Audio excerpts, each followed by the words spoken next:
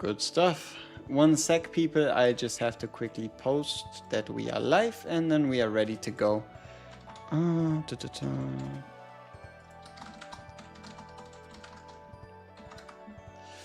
let's see. Do we already have some people in here? Yo, RYT Clips, Harry Core, Yorkie, Lies, Jonathan, Peerless Void. Welcome, welcome.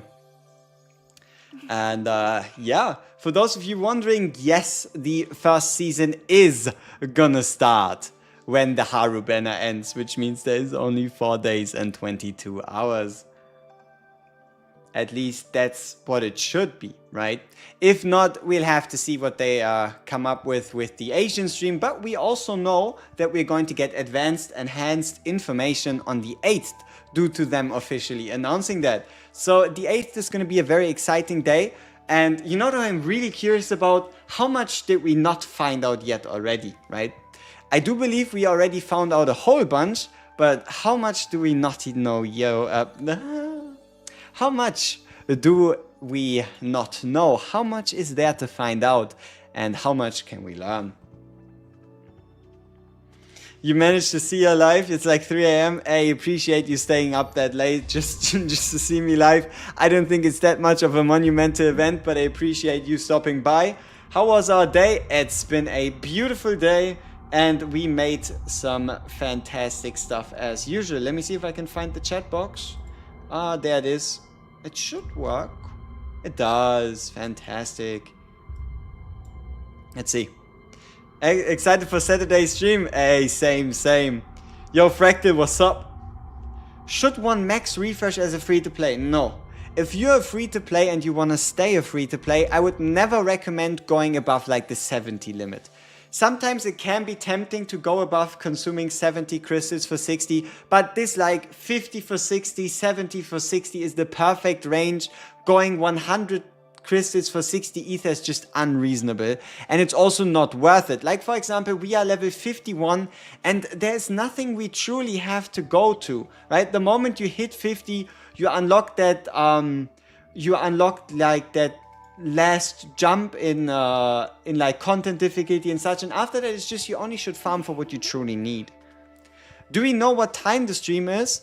The Korean stream should be at let's see, we now currently have it 8, so whatever time it is, 9 hours earlier.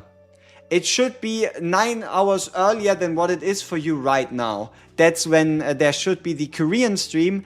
And I've already gotten some idea on how we can have a live translation running on the site for the Korean stream, so we can really get like the full experience. So that's going to be very interesting. But also we'll just have to see how much do we really find out on the 8th and how needed is it even for us to watch that Korean stream. But yeah, we will be there. We'll have a live translation thing set up. I'll somehow figure out how that works and we'll be able to enjoy it even without speaking the language. Will I be streaming it? Obviously I will. And yeah, that seems to be the game plan. So, you know what I'm a little wondering? Has anybody found out how I can get rid of this red dot? Like, it's now day 8. And there is no new coins. And this red dot does not seem to want to disappear. Am I the only one? Or is it like a case of restart your game or something? No? Yeah, it looks like it is the eternal red dot. We already did the share though. We can try it again. Let's like share on X. We're obviously not gonna share it. We're just gonna click on it. But no, it doesn't seem to go away. We tried to press the share again. Doesn't seem to fix it.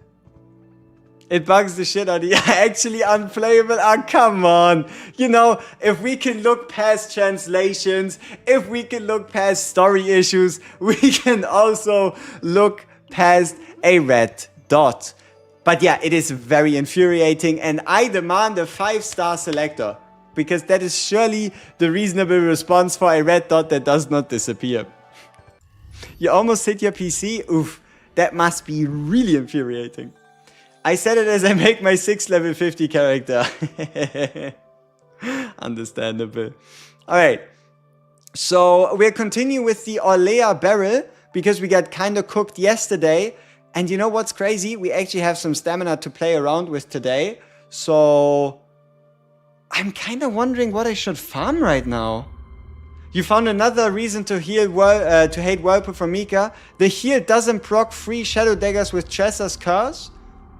Ooh, that is... You sure it wasn't like a specific awakening that didn't do a heal? Like, technically the Whirlpool should heal you, which should trigger the heal upgrade. Farm units. We are not that broke anymore right now. We are sitting on 500,000. I know unit farming is always the best, but I could also farm something else and get units on the side, right?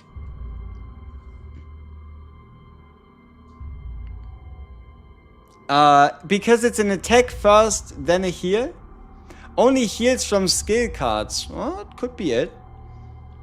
Ah, so is it in the description of Tresor that it would only be skill cards?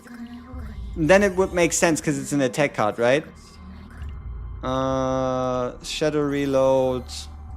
When healed by a skill card. See, it's just not a skill card. So it makes sense. How is my max energy 265?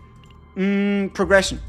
It is progression in the Arc City. We have the Arc City research node that increases our max energy cap, but it doesn't increase the rate at which we accumulate energy. So for all intents and purposes, this increases amount of ether stored by 25. It doesn't do anything. It doesn't really do anything for us. And yeah. That's pretty much that. Whirlpool is an attack. Exactly. Yeah, we're still getting 1 energy every 6 minutes, as far as I can tell. So, I'm debating: should we stick with DPS Orlea, or do we kind of try to give a more defensive approach? The only issue I can see here is I might have been running out of defensive pieces in the first place, like main attribute, defense percent. I don't even know if that exists. Yeah, we do have one on Ray that we could steal. So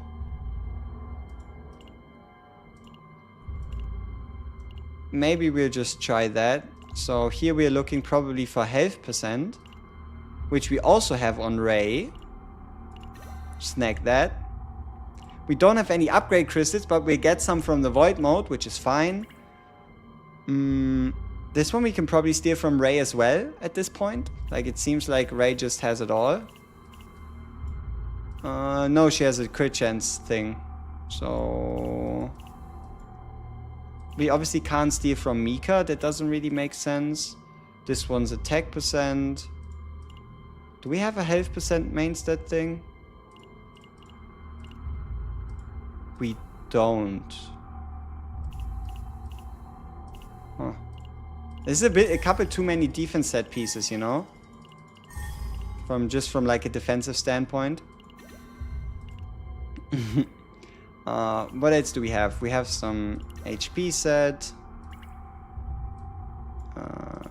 Something a bit more defensive in here maybe. Crit chance, health, crit chance, attack. Defense. I don't think these pieces matter much, honestly. So yeah, we might just keep them like they are. Okay, so we went up by 70 defense. We went from 250 to 324. And our max HP is now 555, which is at least better than before. Do you think the 4-piece crit damage set is better or the 2-piece? For every character that is not Renoa, the 2-piece is usually better. Just due to consistencies. What's the max crit percentage you can get from gear? 27% in the top right. And then substats depend, but I feel like the cap is somewhere around the 5 to 6% mark. So if we assume 5 to 6% is the max, you could say between 25 to 30%. So you have anywhere from 57 to 62% you can get from the from gear. Which team are you cooking today? We're still going to be cooking the same team, and that is because we need to get revenge for yesterday. So we'll be playing, with the information we gained from yesterday, we'll be playing Orlea Beryl again. But if you want to, you can give me my third team member. So any of the units you see here that are level 50 or above, you can suggest. And if you want to see anybody else alongside of Orlea Beryl, you can suggest someone if you don't want to see Mika, right? If you don't want to see Mika, if you want to see like a Mika-less Chaos run and you want to see pure despair, you can suggest any of the units you see here. Let's see, we have Khalip. We have Haru, sadly only level 40, so I can't quite afford to run her. Rin or Veronica. Veronica could be fun, right? As like a sub DPS. So that we have Beryl Orlea stall with Veronica for the damage. Though my only question would be, will we be able to keep up with the healing, right? Which is one of the main reasons why we went with the more defensive Orlea, because otherwise there's no way we'll be able to like deviate from standard Orlea gameplay, right? Or like stuff. So yeah, Veronica. Okay, I put the most popular options as a poll, and the highest option wins, okay? So we've seen a couple options that you want to see. So we put them all in a poll. Which to run as a third in Beryl Orlea. So I give you 4 options and you just pick whoever you want. So we've seen a bunch of Khalip. We've seen... I wonder why nobody says Cassius. Nobody interested in Cassius? That's crazy. So we have Veronica quite a lot. And we have Luke quite a lot for some reason. And I guess we have Rin quite a lot, which I find very interesting. So... Alright. And these seem to be the 4 most popular options. It's between Khalip, Veronica, Luke, and Rin. If I can see this correctly.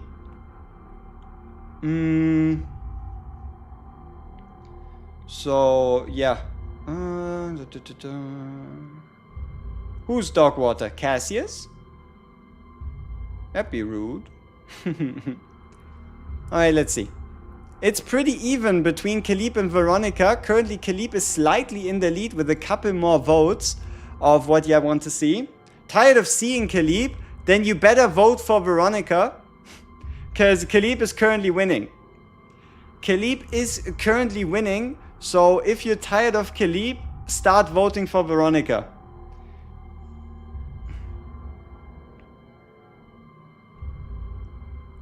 You know, now that I think about it, I might even have an easier time running Veronica because my Khalip gear isn't that great. Hey, it's 39 to 34%. Khalip's still winning. For what a DPS, we have Beryl, Orlea, and the third, and I just kind of wanted to see who y'all want to see just for some bit variance. Tired of Veronica? If you're tired of Veronica, then you better vote for, I don't know, Luke? But no, it's 36 to 38%. Okay. Let's see. We wait until the clock turns 14, whenever that is. So it's 38 to 36%. Both are pretty much head-to-head. It should be like 20 seconds until we get to 14 on the clock. 37 to 36. Khalip still barely in the lead. 38 to 35. Khalip building out that lead. 39 to 35. Khalip just pushing ahead. Okay, looks like we're doing Khalip then. Alright, let's find some pieces for Khalip.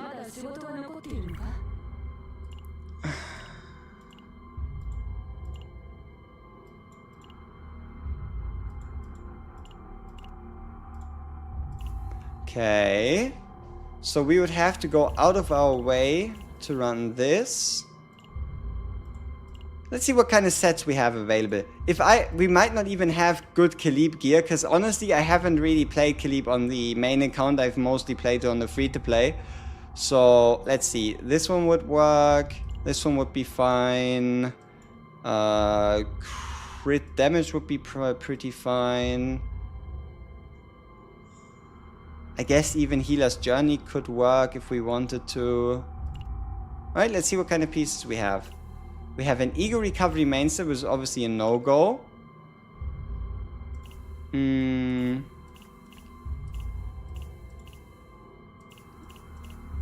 We do have an Instinct Damage, but it's only a blue goblet. We have a Crit Chance piece, but it's again only blue.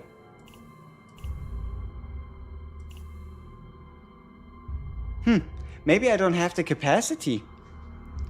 Maybe I don't have the capacity to run a Khalip as well as an Orlea at the same time with the way our current gear is looking. Huh. Would you believe that? So maybe if we take this one away and then we take this one so we get the crit damage. And then we would have to run 2 blue pieces. I don't really want to run blue pieces in difficulty. Doesn't want to get into my head. In difficulty 10 if I could avoid it. But yeah, okay, so it would probably be this piece. I guess we could steal this piece. And we just keep the piece on Orlea. This piece would be too much. We can probably run a off piece on the amulet and we just look for anything crit chance. Which is this one. Oh, 1.6. That's not bad. So probably this piece. And then here we can kind of just, I guess, start stealing pieces. And just kind of put together like a Frankenstein on which pieces to use. I mean, attack synergy wouldn't even be the worst thing in the world, but no, we can then just take this piece away, go back to our Orlea, who's only running 1 piece anyway, and just give her this piece.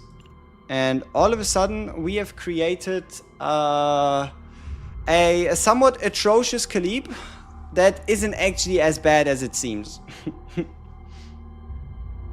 I'm level 42. Should I use stamina in the memory fragments for my characters or upgrade the characters and their potential? You should use your stamina on the zero system. You want to go into the zero system and you want to farm your gear by clearing the zero system and just picking the right side gear that you desire. So if you didn't know it, you can buy these loot cartridges at the end of a run for 60 stamina a pop. The same you would were to spend as if you were to do a memory run. So, okay, we have a 33.6 or 36.2% chance. I wonder what's more worth it. What do you think? Having the more defense percent on... It's probably on Khalip it's more worth it, right? But at least this one has a little offensive stats. Alright, we'll just see how it goes. We'll just see how it goes. Now, the big question is... which planet? Right? Which planet should we take Orlea Barrel Khalip into? We have some decent sustain, we have some decent single target with barrel, and we have some good AoE, but I'm not sure if it can hard carry us. So, what kind of planet are we looking for? And also, are we instantly going... Just this the last planet, the instinct one. Is Khalip a raccoon or a bear? I think she's a bear. Orlea equips are on Mist, so we should play City on Mist. Invader planet, green one, blue. Whoever suggested blue pot is crazy. So, all right. I mean, sure. Let's do another question then. Which planet? Right? Which planet? Planet? Question mark. So we have blue. No. Let's use the proper names. Right? We have Justice, Instinct. Order or Void. Alright, which planet?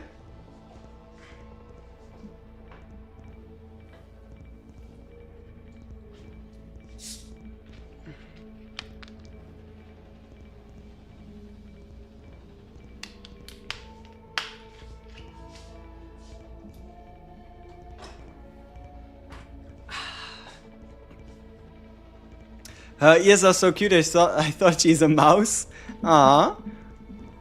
Whereas blue? Blue would be Justice planet. But blue pot, passion didn't make it.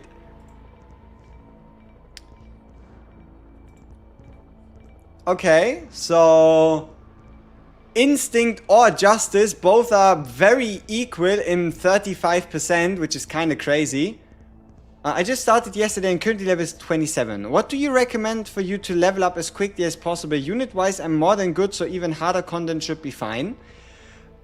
So you only have a couple options, right? You want to do your full story. You want to do your full battle missions. Pay attention to see if there's any hard battle missions that you've unlocked. Make sure you clear the difficulty of every planet in the chaos system once. But if you really just want to push your level the highest, make sure you buy the key for the Renoa side story. And then the rest is just stamina refreshing, right? The rest would be just spending your gems on stamina if you want to, get more out of it. Okay, so let's see, which planet has won? Justice. Alright, we're playing Justice then. Wait, Justice is blue, right? Okay. Do you see suggest ignoring blue pot even if I haven't unlocked Dimensional Cube? No, you can play blue pot. Like, as long as you know what you're doing, you can have a lot of fun. Alright, let's see if we can find a map. Okay. We have some spaces open so we can keep these maps for the future. Fortitude every 3 turns. I think I could beat that with my Rin. Elite spots would be fine. Tyrant would be fine. The middle maps looks kind of nice to like just grind stuff. So we'll keep that one. And then we'll reroll one more time hoping for a Justice. There we go. Level 80. Fury and max HP. Alright, I guess. A level 80, difficulty 10, save data very high, Mika, Barrel, Khalip. No, Barrel, Orlea, Khalip. Huh. Aren't we going to have too many retain cards? Who knows? Who knows? Here we go. Just checking if our partners are alright. Yes, level 50. Level 50. Level 40. We could work on upgrading.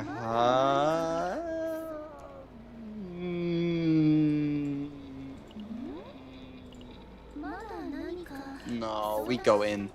Alright, here we go. Food buff? You're right. We don't have a food buff. Thank you. And we're not even too broke to afford food, which is fantastic. So, favorite food for me to go for is the crit damage plus defense food because it combines offense and defense capabilities quite nicely in one meal. You should play Haru with Khalip Mika or with double supports, but Mika with who?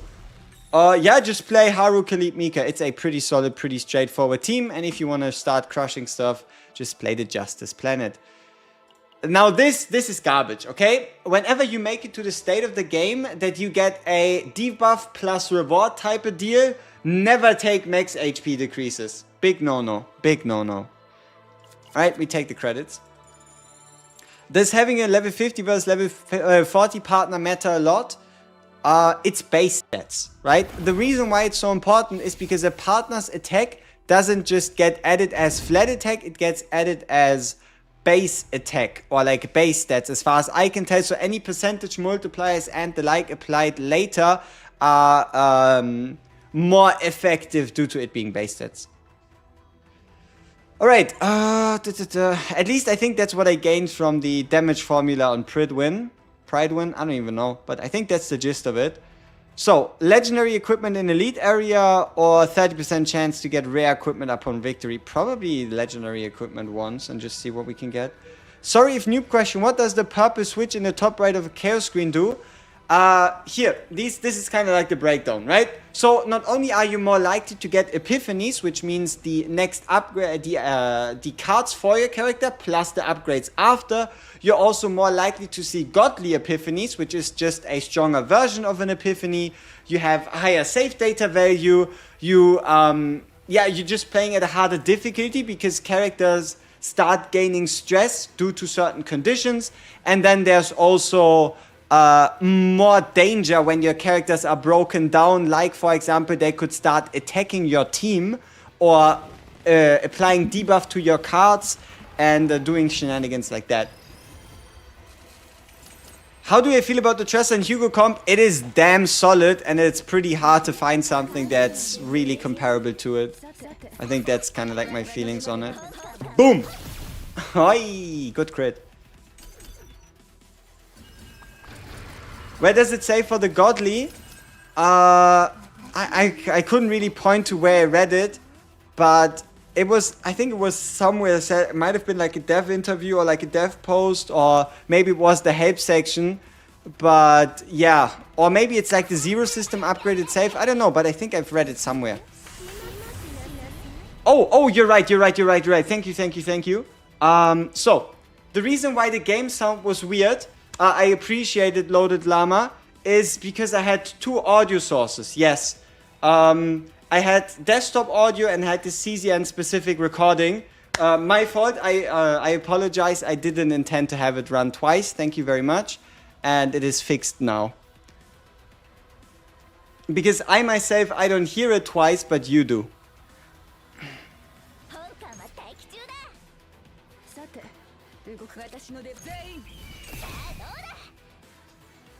Hey, Ezrin boy, what's up?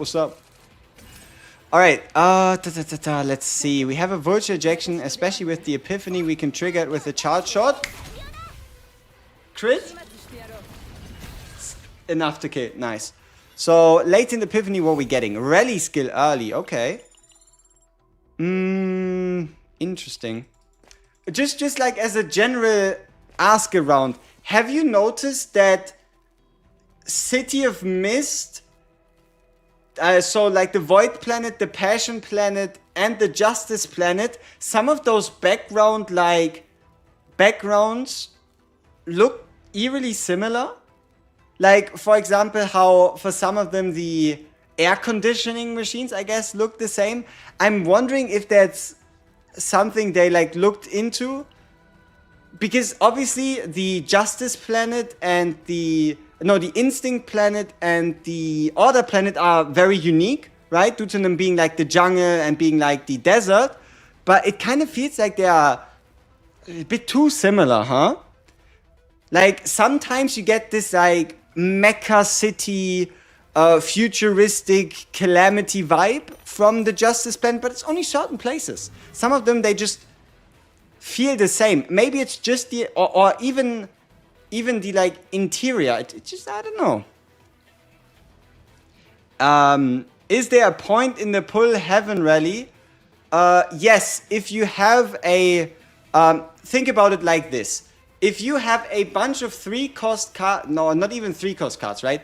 If, for example, if the card pulls for the highest, then it pulls from your draw like a 2-cost card. But if it's specifically searching for a heaven, it should shuffle your graveyard and then pull you the 3-cost. So there's a couple more specific scenarios where you're going to end up with overall more vulture launchers with the heaven rally.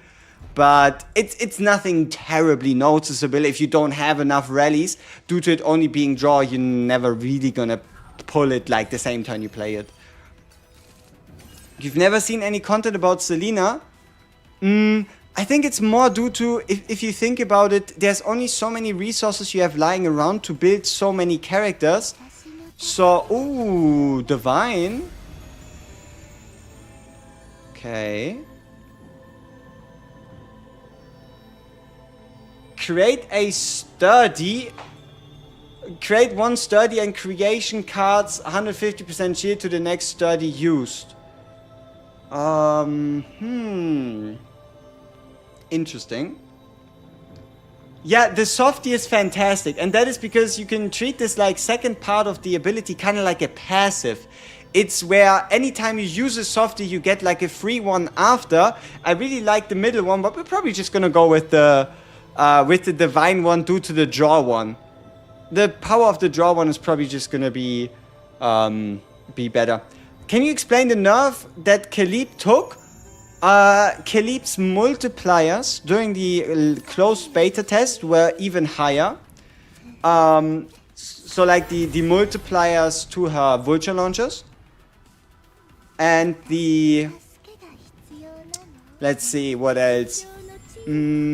She had more heaven cards, so more cards that could synergistically trigger together, not just with epiphanies. And she also had a offensive rather than a defensive card. She didn't have an X cost card before. She used to have like something called, I think it was All Out Assault or something. So she was even more offensively geared. Orlea is garbage. Doesn't heal, doesn't damage, doesn't shield. Ah, that's rude. We'll have to see if she does or doesn't heal us. Because for now we actually have a fully defensively built Orlea. And she is our only healer. So she better keep up. Another one. She better keep us alive. Overpower is probably one of those cards where I would be like, yeah, I think I'm kind of fine with not getting a normal epiphany. But also, look at this. For each card in hand, and with the amount of retain we have, we should probably be able to get a ridiculous amount of shield by just picking the middle option. But also 3 stacks of fortitude is really good.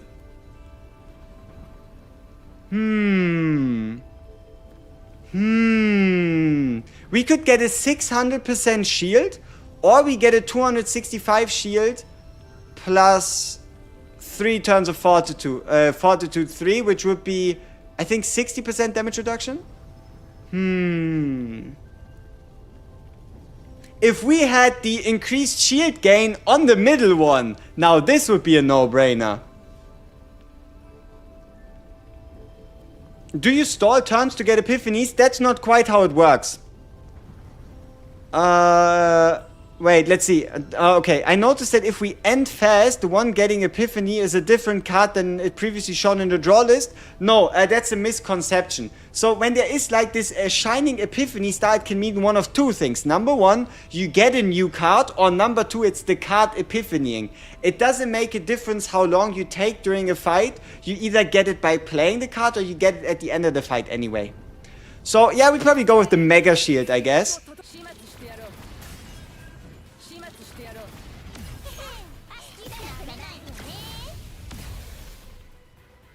Yeah, the fortitude is only the middle one, yeah. The divine one does look cool. That is very true, very true. Is it troll to go for Scarlet Partner for Rin? I already have all the characters I would want. No, you should, like, if you're thinking about buying the Scarlet Partner from the shop, you're absolutely not trolling, due to you also being able to just use her on, like, a Mei Lin or any future fighter to release. The only time you could be considered trolling is if you actually go out of your way to summon on the partner banner, hoping to hit Scarlet, because it's only a 1 in 10. And could I explain, Khalip, what makes her so insanely good?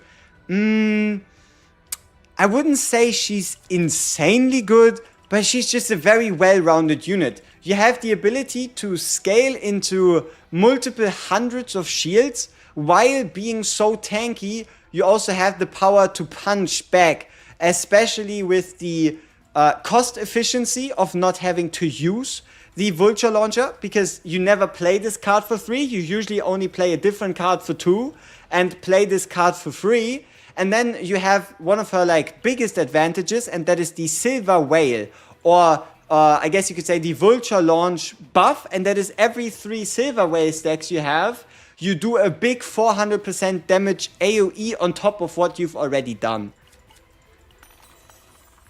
Oh, we lost.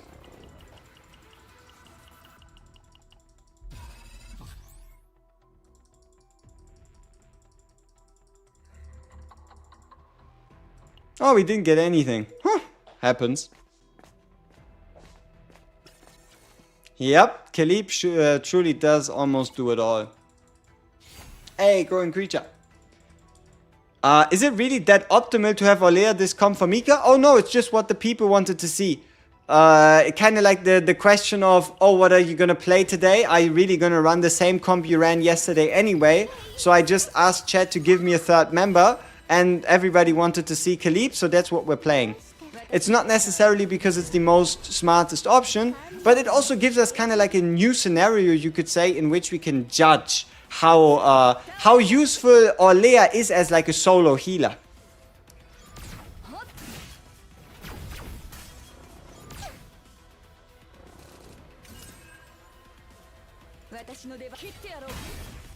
Have you seen that crit? Big damage. I don't even think my Khalip is truly leveled that much when it comes to potential.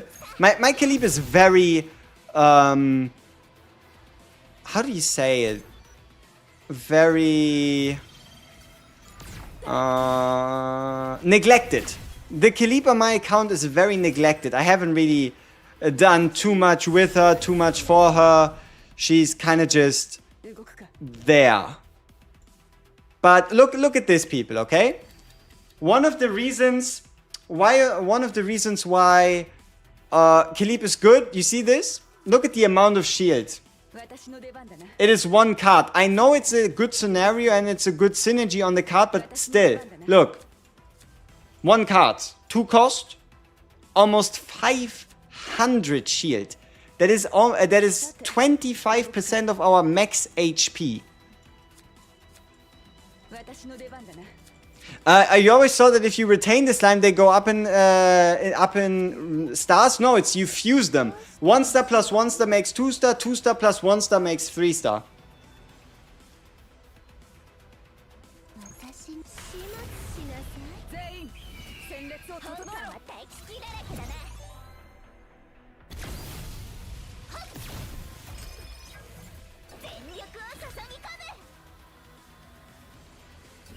Do I start to get comfortable with Orlea's gameplay?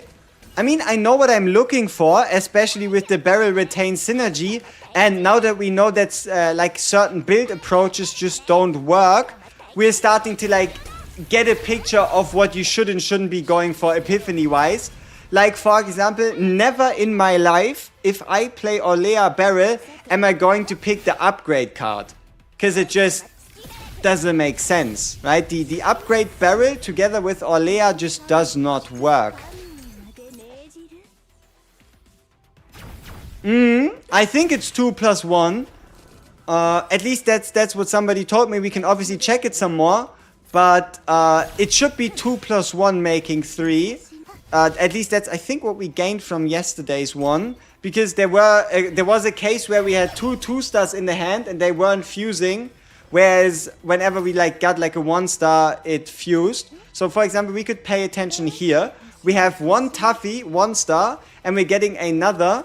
So this one gives us, see, instant 3-star. So if you want to know what just happened there, it's we had 1 Tuffy at 1 star, we got a 1-star Tuffy, and we got another 1-star Tuffy. 3 1-star Tuffies together made a 3-star. So this is something you could underestimate, right? Usually you would think, yeah, if a creature of the same star is in hand, it evolves and merges, so I guess that has to be a mistranslation, because we did not summon 3 slimes. We did not summon 3 slimes. Ooh, but look at this beefy shield. You see what I'm seeing? It is only 1 card. It is only a 255 shield, but it is a 343 shield.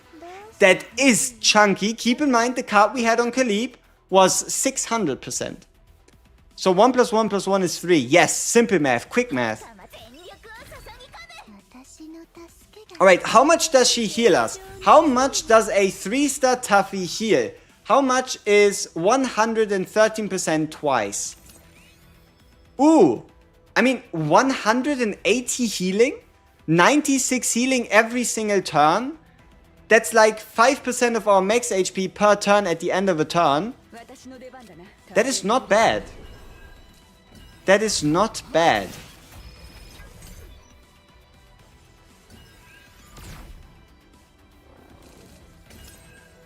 So we have 5% end of turn passive healing per Tuffy. I was eating. I have a question for ya. I got Malin, Veronica, E2, Rin 2, and for support Ray and Mika. Who would you go as 6th, Cassius or... Wait, you got Malin, Veronica, E2, Rin 2, and for support Ray and Mika. Who would you go as 3rd?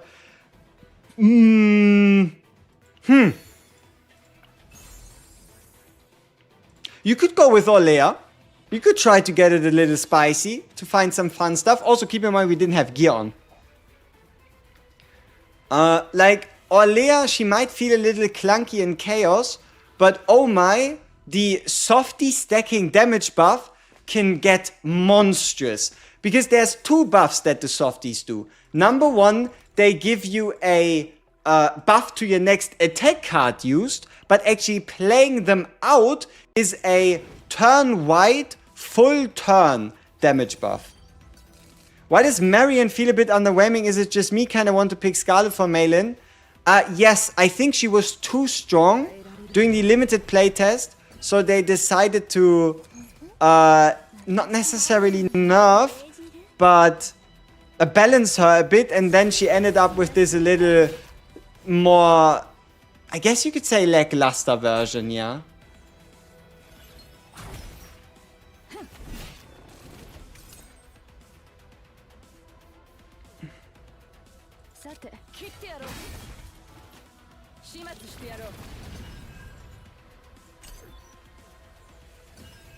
Ooh, another 3-star Tuffy. That's some big heals. Okay, we can activate our extra retain. And then we can get our attacks in. Boom. Nice. Some nice damage.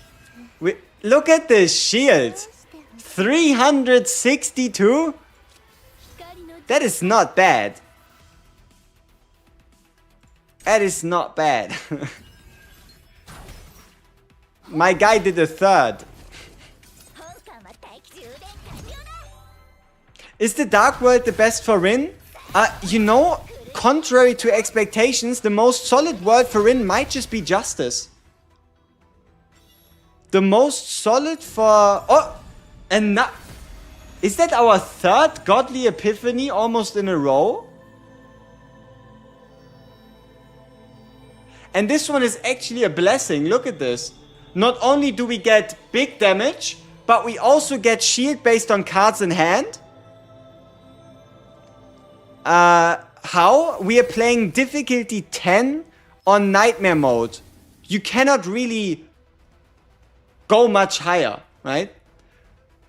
I think we probably go with Growing Creature, Softy, because look at this. If we retain this card, we apply 2 stacks of Vulnerable and we get the damage boosting version, whereas we don't have the attack stat to justify running the Swifty. Or this could be fun as well, because the rightmost one is going to continuously create slimes.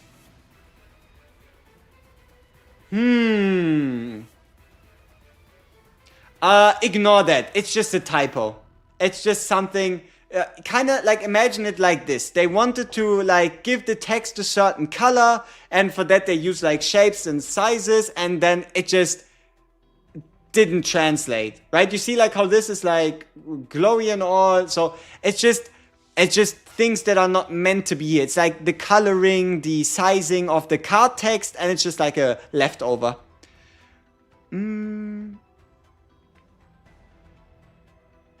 Alright, yeah, let's go with the left one. Getting reliable access to the damage boosting slime can only be beneficial. We would get too many cards. Maybe.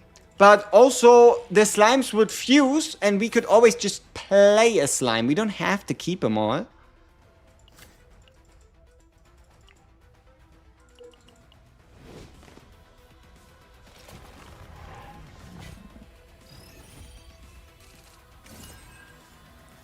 Alright.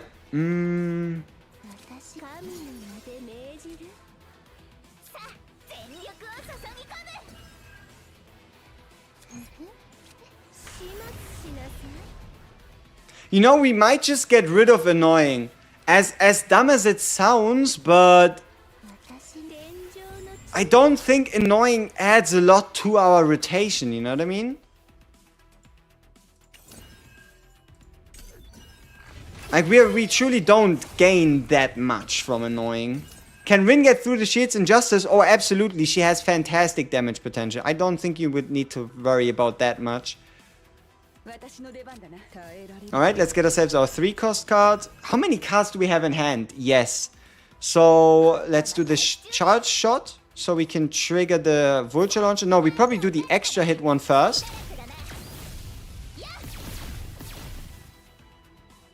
Then we do the charge shot. Big crit. We also get a 300 shield because we have so many cards in hand. Where should you farm for save data? Depends on your character. Like the general advice, okay?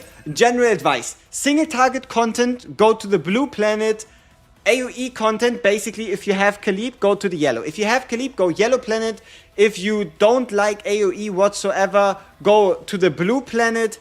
And then anything else is kind of like the in-betweens. Like, for example, if you want to play Hugo, if you want to play Luke, going to the other planet can be beneficial due to type effectiveness.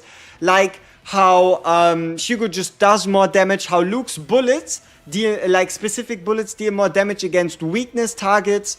So like Luke and Hugo kind of like the green world. If you're confident in your Rin, Renoa, Kayron, Void Planet can be a breeze. So long as you know how to deal with the Houndmaster and the Norgai. And Mei Lin and Veronica can pretty much be ran anywhere. But like a Mei Lin single target approach can also be very effective in Blue Pot.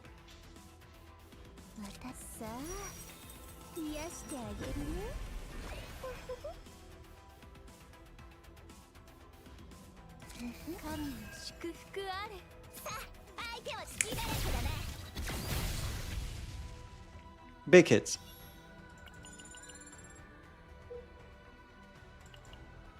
Rin is the best because her shiny cards are the best to look at. Reasonable.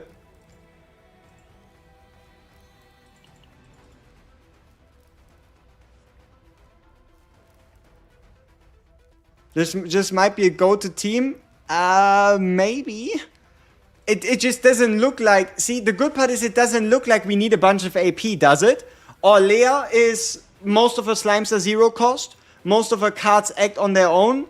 Khalip doesn't really need our AP for the Vulture Launcher. We can also use the Retain card, the Retain Trigger card, because it's 2 cost, to trigger Khalip's Vulture Launcher.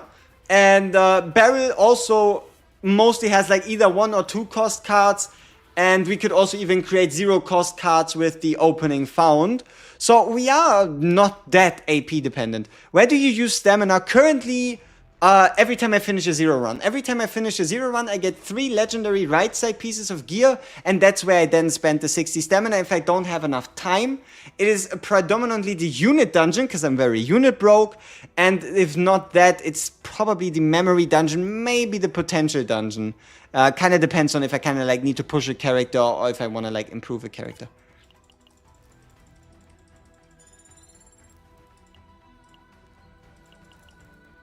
Makes me want to try this one with my E6 barrel, but I have to level barrel and Orlea, huh? Yup, that is very costly. Everybody's struggling with units. Very true.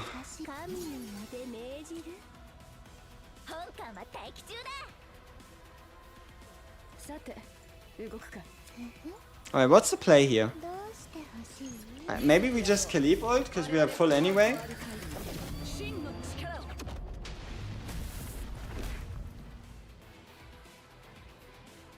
Okay, let's discuss something.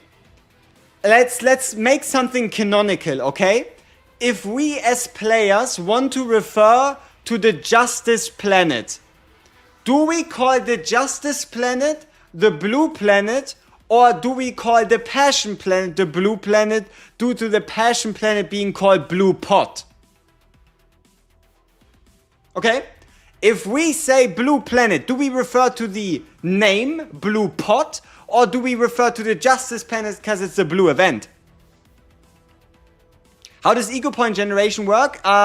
It should take the ego value, whatever that is, your ego recovery value, give you a certain amount at the end of every turn, but also a certain amount every time you play a card.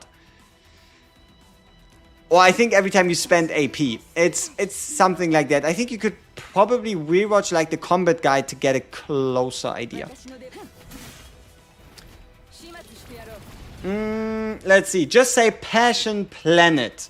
Justice, of course. Have it changed to Red Pot.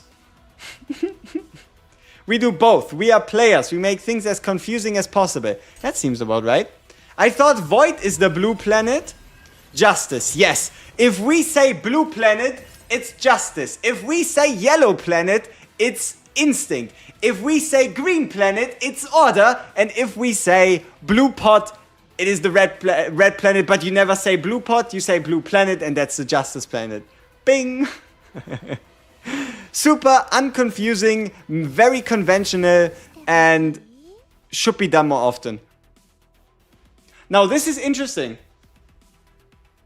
What do you feel about this awakening? I think it's kind of cute. It does a bit of damage. It heals you. Costs you nothing. I think it's kind of cute. Is it effective? Maybe not. Could it be what we're looking for? Yeah. I wonder why they don't let us have a free planet a day. I mean, if you don't lose a map, you never have to pay again for maps, right? Or if you want to get maps for free, play lower difficulty, get some Chaos Orbs and trade those in for a higher tier planet.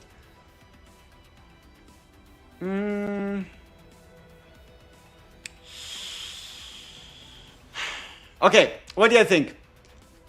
Vulnerable, counterattack, or the only actual Epiphany? Like, I know it's not the greatest Epiphany in the world. And also one counter isn't that much.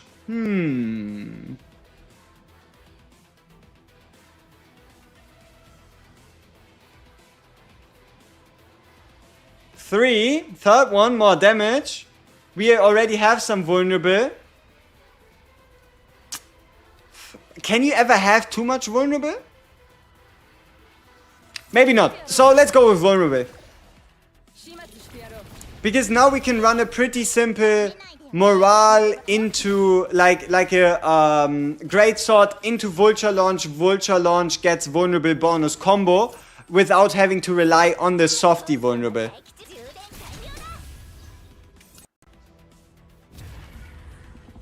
Alright, it's Cthulhu! Let's see if we can beat Cthulhu. We don't want to play the same cards. We're not playing a lot of cards regardless, so we start with Orlea. Do we need a shield?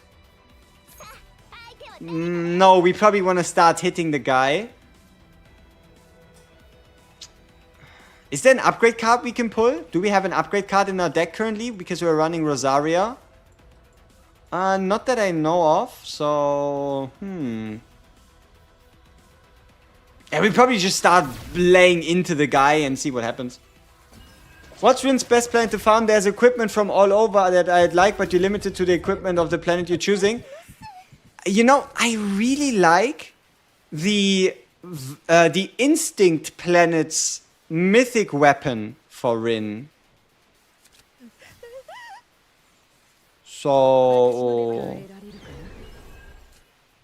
yeah.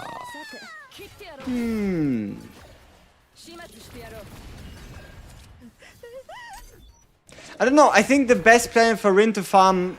I don't know, it's anywhere between Justice or Void. It's a bit hard to say.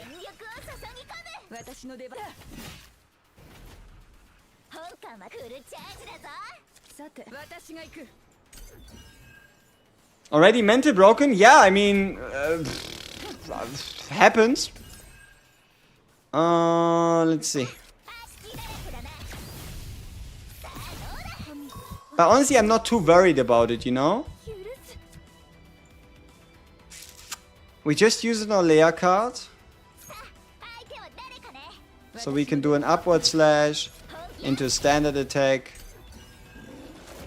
We are cooked? No. I think that's going a little too far.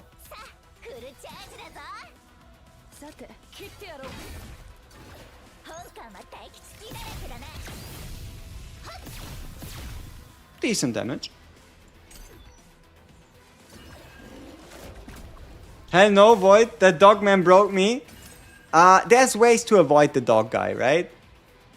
Alright. Ooh. But we don't have enough AP to play. So... Okay, we boost our damage. And then we just charge shot. And then we just vulture launch. And then he's broken. And we have to charge shot. Pew! Nice and simple. What's a good crit rate to crit damage ratio in this game? I think you want to get to like 50 to 60% crit rate. And then anything else can be crit damage. Oh, that's a big defense percentage increase. Now, the real question is, what do you think? Khalip for more damage or Orlea? How's this team doing AP-wise? We're not playing a lot of cards each turn, so I haven't yet felt any AP problems. Khalip 100%. So the real question would be, could we find a better offensive piece for Khalip? Alright, let's go with it on Khalip then. This is an Orlea guy for real. Orlea, Khalip needed more. There's a better unique for Khalip. I don't know, is there a better unique for Khalip on this planet? So, we have created ourselves a Tuffy. Now we're going to activate Orlea's ult to hopefully get a couple more slimes to get some more healing out of this. That's a bunch of slimes. See, this is what I meant. You see how we have two 2-star slimes, but they're not fusing?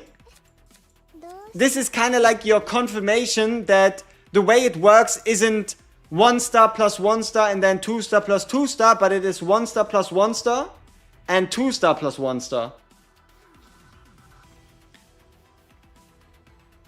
Alright, so we're currently gaining around 100% health every turn, which is around 5% max HP. We can get our opening found in... Do we need the attack? I mean, sure. Why not? We're a little low.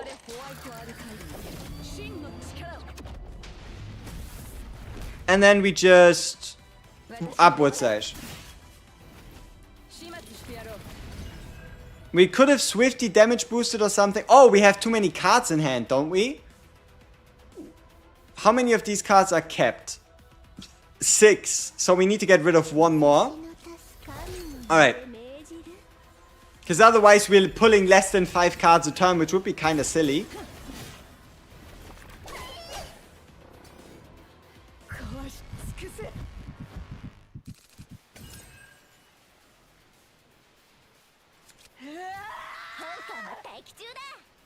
Okay.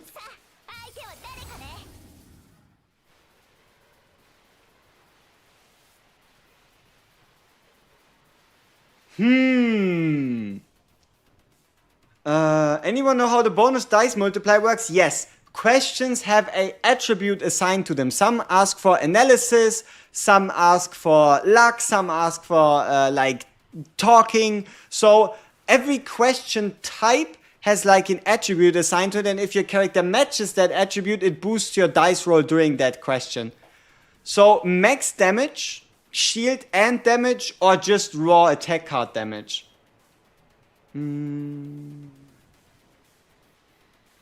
Damage?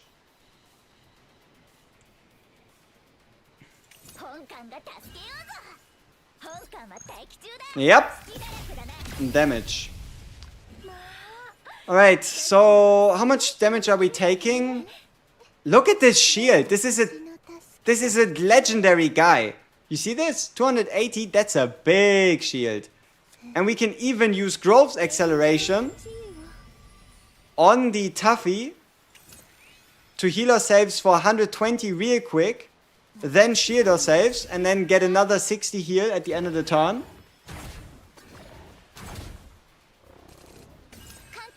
Let's get rid of some of these. Let's get the retain effect trigger for big damage boost. The Event Galactic has a red dot that's driving you insane. I know. It looks like they wanted to introduce something on day 8, but they either forgot or they forgot to implement the ability to remove the red dot. Currently, I tried as hard as I could. I wasn't able to get rid of it. Nobody else seems to have yet been able to get rid of it. So it might just be our fate for now to live with the fucking red dot, and there's nothing we can do.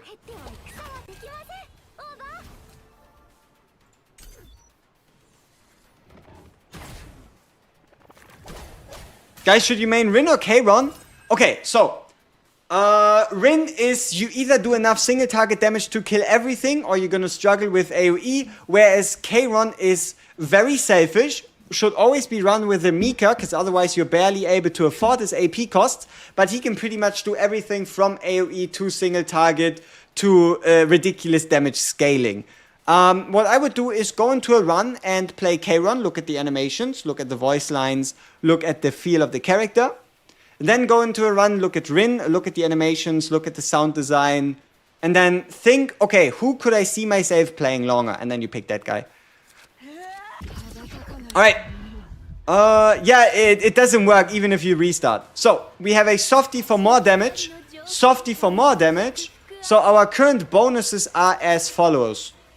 We have a 70% attack card damage bonus on top of a 55% turn damage bonus, which means that this card does 1000% damage. That was a crit for 2700. Pretty good. Bro, I hate the 30-30 tower and we need more content than Chaos Daily.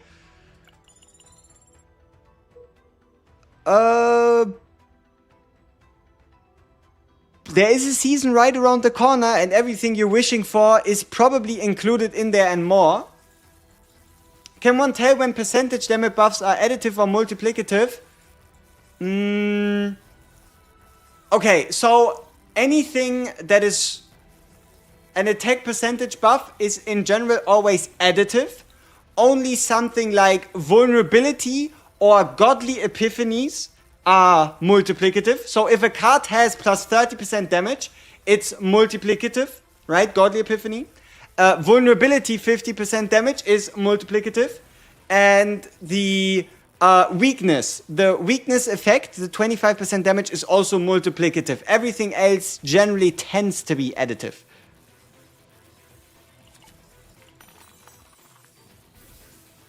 Your card has a card called the Wanderer of the Void that is overpowered. So long as your enemy has a very nasty turn effect, I could agree. Yes.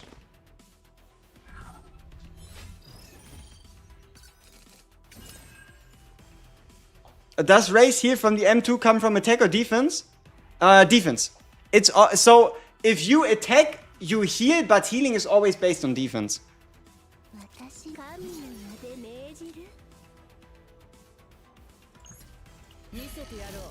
I'm stuck at promotion battle 3. How do I get stronger? Do I play Chaos for better builds? Yes. If you could either play Chaos or you could earn yourself more materials, right? You could earn yourself more materials to make your character stronger, or you could play the Chaos to improve the builds of the characters you already have.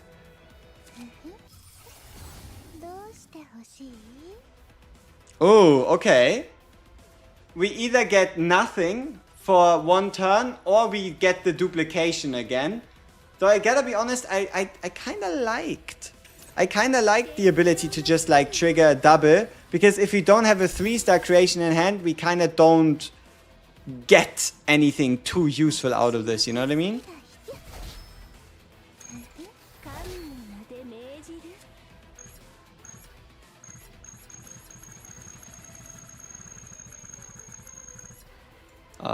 Probably this one.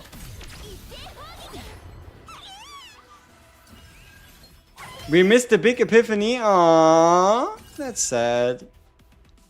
How dare they? How dare they take away from me a big epiphany?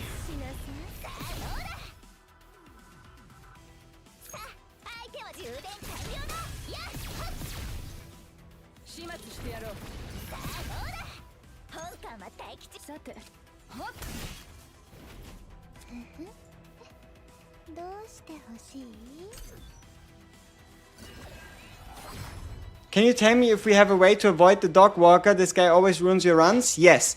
Number one, do not go to red areas 2 to 3 tiles before the final boss on Blue Pot or City of Mist. Step number 1. Step 2, if you have to, try to find stages that do not have this like ugly alien red creature, right? You know, like this red thing with like the spikes? That is like his faction where he can spawn. Anything else past that is just tough luck and RNG. Okay, video about the season 1. Thanks for the update. Appreciate it. Appreciate it. There were so many of you asking about news regarding that season. So I went out of my way to like kind of put together everything I know so far. Everything out of only official sources. So, yeah, I'm glad that you enjoyed it. The summoner is not even a purple area. Yeah, the fuckers, what is it? Passion? Do you prioritize question mark or elites? Question mark. Oh, another reason why the Heaven card is fantastic. Somebody asked about the Heaven card. Look at this. Silver Veil. Very important. You like Silver Veil. The more Silver Veil you get, the better. How can I upgrade the zero system difficulty? You're stuck in 5 and sus, you get a completed 51. Level 48, 49 or 50 is what you have to beat. So think of it like a promotion match. If you beat a 48, 49 or 50, the game gives you a planet for free that is of the higher difficulty. Which partner are you recommending from the Battle Pass? The controller partner Nyx. Nyx just seems to have one of the most impactful in-game ego skills due to having the ability to reshuffle your hand. She can discard 3, draw you 4. Otherwise, other partners that you could look out for are, for example, the Hunter partner, just as like a general good option. The Void partner can be pretty sweet on someone like a Kayron or on a Tresser, unless you decide to go for the dedicated Kayron partner. The Ranger partner honestly also isn't that bad. Okay, which card do we get rid of? We have a bunch we can kind of get rid of. Do we get rid of Annoying? No, I think I kind of like the heal. We might just be better off starting with the Orlea attack cards. Okay. Question is, do we pick up any of these cards? We could pick up the first aid kit and throw it into Orlea due to us having so... Yeah, this could help. She has a decent amount of defense or a decent heal. Negotiate is probably gonna cook us. Determination. No. Maneuvering fire, probably also no. Rage, no. Like, rage is never gonna happen because we play retain. We have a bunch of coins, so we're gonna do some more standard refreshes.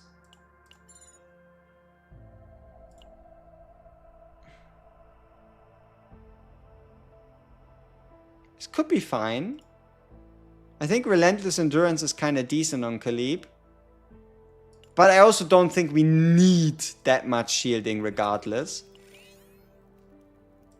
Is it best to kill quest givers? It depends on the event you go. Won't that first card mess up the Heaven Rally?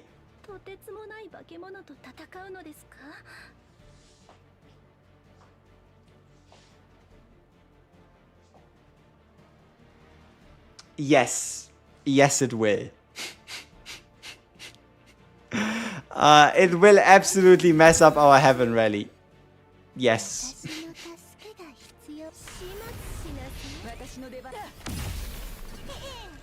Isn't it combo? No, it's a Heaven card.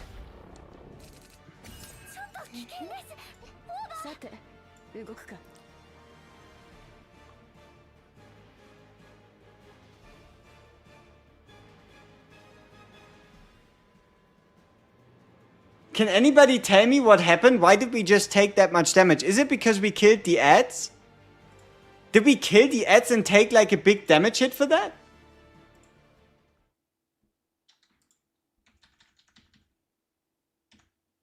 Like, look at our health. We are at 2000 health. We end the turn. Oh no, he just attacked us for 500. Okay, yeah, sure. That's alright. It's just 500. Yeah, killing ads make him do bigger damage. Oh no, AoE bad? What? We should be fine. So we trigger first aid, we get a big heal. We trigger the retain thing, we get a decent shield. And, but yeah, he did get more morale thing, huh? Huh. Alright, I guess we summon in more slimes. Oh, morale stacking is very important, yes. And that's one of the reasons why they changed Nia. If you didn't know, Nia was the queen of morale stacking. She always gave you guaranteed 5 morale. 3 through ult and 2 through Nia's curiosity. And you were able to basically boost the damage of any hit by 100%. And it was super easy to set up.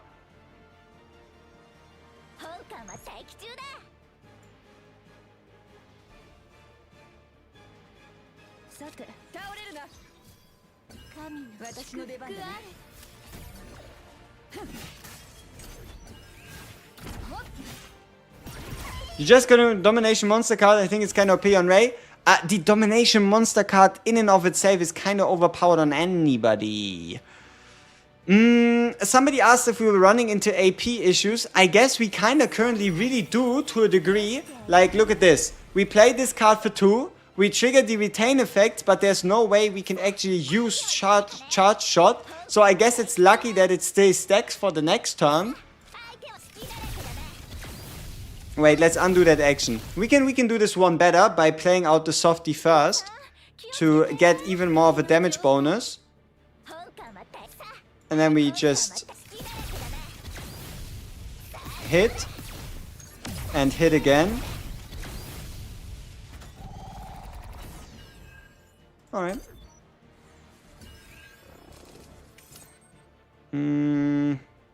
This is a free heal, free damage. That's a decent heal, don't you think? 152 healing, 1 card. I would say it's pretty good. Alright, nice card draw. We do have a Will of Light again.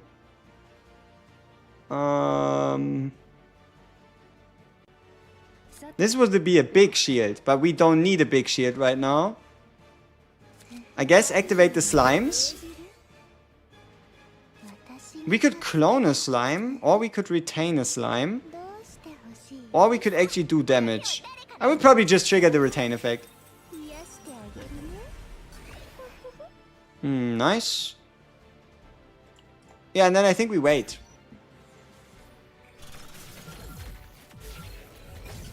Alright. Now we do what? Heavy weapon specialist, so we have some more charge cards for next turn. We can softie twice. And then we just do a big charge shot. For 2200 damage. That's a good hit. And then we just wait. Orlea can definitely heal. Yeah, pretty sweet, pretty sweet. Alright, next up. Probably the charge shots. Followed by an upwards... No, Khalip ult into upwards slash, that should end the fight.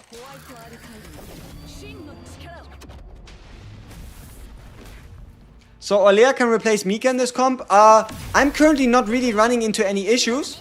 We don't have the, like, need. I don't really feel a need to play a whole bunch of cards during our turn to be effective. Because most of the time we just maybe play like 1 card and then retain the rest for the next turn. So, yeah, maybe you can. Okay, so. What are we cloning? Annoying, probably not. Charged shot, probably not as well. So, I guess Heavy Weapon Specialist? It's a decent card. It replaces itself with a either 1 cost or 0 cost charge shot. Yeah, I guess. Unfortunate though that it is not a card you can Epiphany because it's a purple one. Okay. So we could get on break 50% reduced shield. Or whenever a card is exhausted, more fixed shield. Which would only really work on Beryl, because she's the only one really exhausting cards. Or we put it on Orlea. No, wait, her slimes get exhausted, don't they? Right? When you play Orlea slimes, her slimes get exhausted. Nice, nice. Yeah, we do also have one. Okay, I like the wound one. So there's a couple good options here. But I really do like the wound one, allowing us to just draw one more card. Even though the wound card is kind of useless. But it is also not that hurtful. Card draw can be very powerful. You know what? Actually, we're gonna go with sympathy. I feel like we're tanky enough. We need more AP to do more stuff. And drawing one more card would mean going down to 4 retain cards each turn, because otherwise we're overdrawing. So in any other scenario, domination would have been better. But I guess this is a sympathy team. Huh? Yo, it's time for your guaranteed rescue. Hey, congrats. You made it.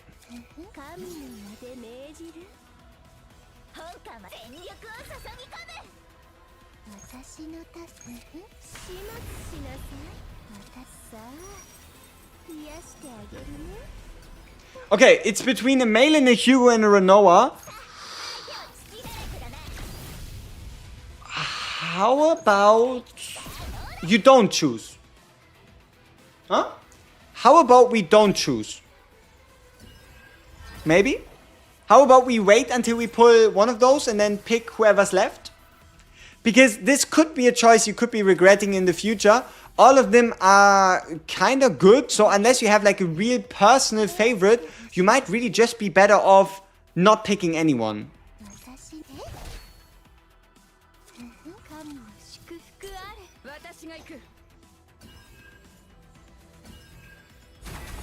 Does Magna work with Beryl? Yeah, sure. Both are Justice. You can bring her as your dedicated Sheila to the Justice planet. It's just that there's no, like, big synergy, right? There is no real reason to bring someone like that. It doesn't truly do much, but it also doesn't hurt you to do so. Could anyone recommend which 5-star to dupe first? You know, most of the 5-star dupes in this game come with luck, right? You pull another 5-star and you dupe the 5-star. Otherwise, go for a partner. If you're thinking about spending 400 crystals to get a character dupe, how about you don't do that, right? So you have two options. If you want the biggest power boost, you go 5-star plus dedicated partner. Otherwise, you need to kind of go for like that second copy. Usually the bonus given for the first Epiphany or the first ego skill is only for the purple card. So it's only for a very specific card. It's never something game breaking. So where you truly see the value of a character is if you get him twice. So you either go E0 to E2 or you go E0 plus partner. That's kind of how I would think about it. Brett cleared level 10 with Mika, Luke, Magna. Yeah, sure. I mean, you don't need synergy to run a character, but you also don't really have to wonder if a character works with a character if the answer could just be just run him anyway, you know what I mean?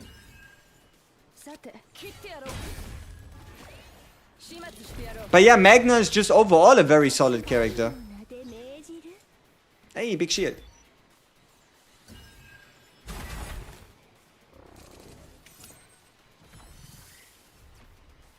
You just now received an Orlea and always wanted to run the team we're currently using. Hey, nice.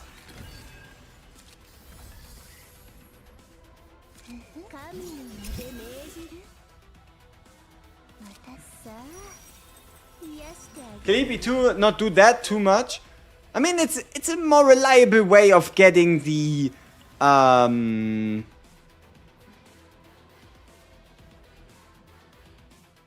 vulture launcher, right? It's not that important, but it guarantees you that at least every time you shuffle your deck, or at minimum every second turn of any battle, you're guaranteed to have a vulture launcher in hand. Okay, we have a bunch of shiny cards here. What are we gonna do with them?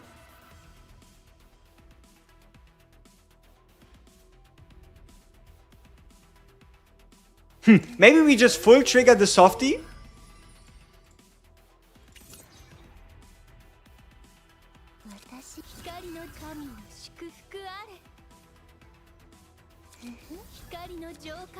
%300 base damage. Pretty good.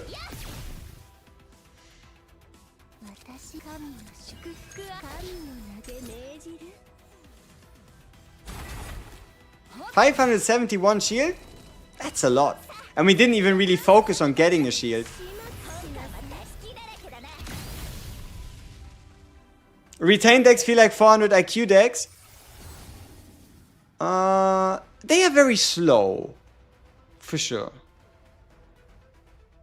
Okay, so draw 2 is obviously amazing, but draw 2 at the wrong time could give us 2 cards that we can't do anything with. Morale 2 is a permanent fight long debuff, and Resolve 2 would be a fight long shield increase. Hey, I'm currently in free to play with the upcoming new season with new characters. Do you recommend trying to go for Haru or just save for the future? Wait a couple days. We're going to get an official announcement that might just include more character leaks, more character information. So how about you wait until like the 8th of November, right? How about you wait until the 8th of November and see if you truly like the characters. I have Barry E6. What I need to know to make her better, I guess, or build her. Build her like any DPS. Go for as much crit chance as possible. Go for as much, like you go crit chance, you go attack set, you go crit damage set, just the 2 pieces. And the only thing you need to know is you have 2 builds, alright? You have a retain multi-hit build, or you have a retain end of turn damage build with the very specific opening found upgrade Epiphany. Those are like kind of your 2 main builds. Or you can run it as a full support, go with AP reduction retain, and go with as many snack cards as possible and just get a huge amount of card draw.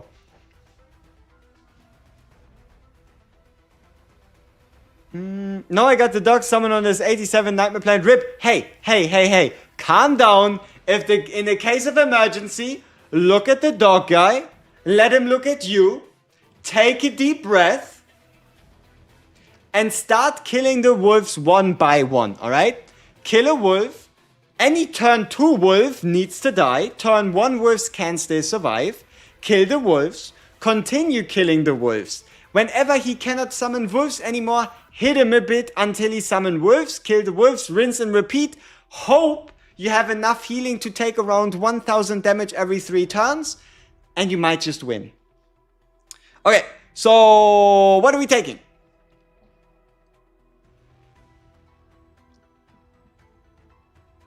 I'm kind of drawn towards the morale. It could help us with our multi-hit pursuits. We probably just go with morale. We don't really have a lot of source of morale. The reason why we're not going for draw 2 is, think about it like this. If I have a hand of 5 retain cards and I pull 5 cards, okay? And out of these 5 cards, there's the healing card in there. And then there's our 2-cost card. I'm kind of scared of overdrawing. Like, also, we don't have that much AP. If we had a Mika, sure, we would have more AP to throw around. But currently, the only thing we're gaining is 4 AP every turn. And we would be hard-pressed to do anything with that, I would say. Probably 0 cost chance for our opening founds on our unit here. And then the 2-cost card damage goes to Khalip, sure. You're sweating? You got it. You can do it. Beat him and then save your run from the brink of abyss. Okay. We play the sensor. We get a Tuffy. We get a shield. We could heal ourselves. Relaxed. And then we can just shoot a nice shot. And then we do a nice AoE. And then we should be quite fine. So I'm leveling the zero system. Which map should I avoid using Rinray Mika team? Yellow planet. Everything else is doable. If you play it well, every planet is doable, but the yellow planet might just cook you multiple times in a row. No mercy. So anything you would need to avoid is just the yellow planet. Oh, somebody was right. We are getting the fucking heal card. But hey, it is the ability for us to get morale, which is nice, I guess.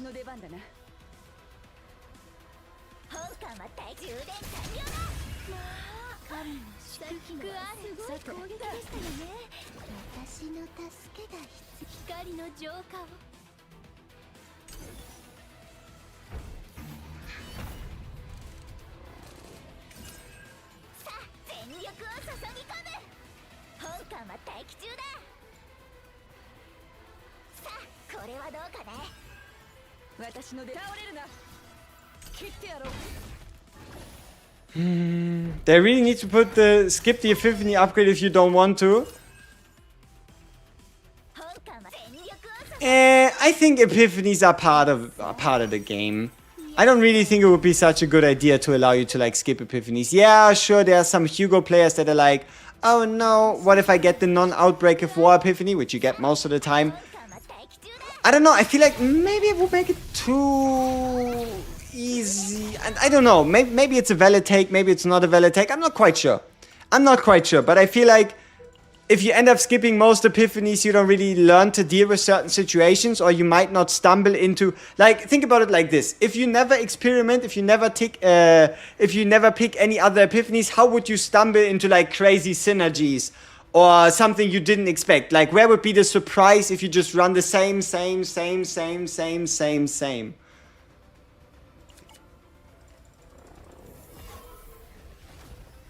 Your partner game is weak, so is your memory fragment game. Oh, damn, no bitches. Wait, what? So, that's tough. Looks like you have to spend some stamina. Heavenly Judgment. Exhaust, 2 cost, 350% damage, 3 retribution.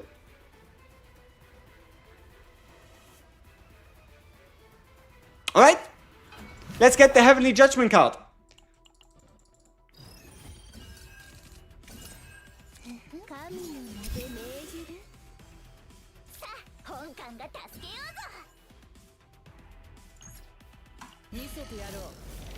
I got the plus 40% damage rose on Renova and I was not getting bullets to do damage. Huh. Should be. What is this? Immune to damage, cannot be targeted with shield and morale. Okay. So we are kind of like on a timer. Do I see this correct?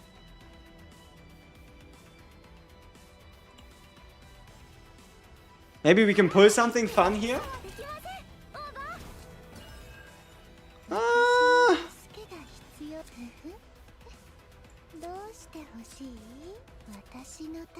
Okay, people, we need to investigate this. Oh, no, wait. It's because of the vulture launchers triggering that we get the bigger shield. Okay. No need to investigate. We get a bigger shield due to exhausting a card, and then we get a bigger shield due to using the vulture launchers. Okay. Problem solved. Your girlfriend is Korean and you have her translate some of the battle remarks. Hey, that's awesome. That is fucking awesome. Congratulations. That is pretty damn nice. Alright. Opening found for more damage. That's a lot of damage. Look at this. 734%. 320, 320. I mean, sure. What do we get here? Change cost to 0. We hate this card. Or 60% damage.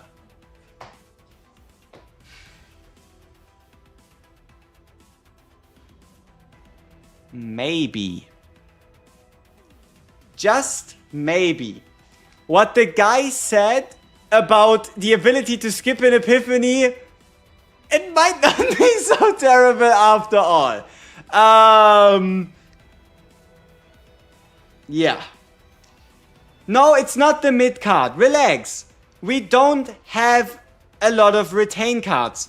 Mid is not this godly barrel build you think about, okay? We did that yesterday. We did that, done that, been there, seen that. It's not that great, okay? Been there, did that, done that, died to it. It's not that fantastic. Then again, it's probably the best out of these options. Man, I hate this. I didn't think I was gonna pick this fucking card again. Apparently, here we are. Unfortunate.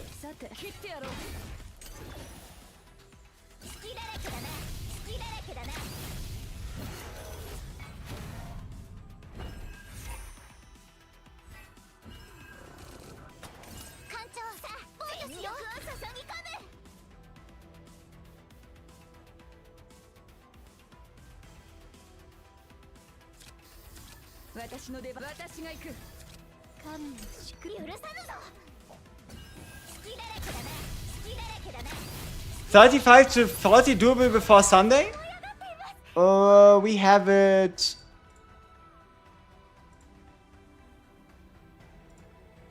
Thursday. Yeah, I would say so. 100%.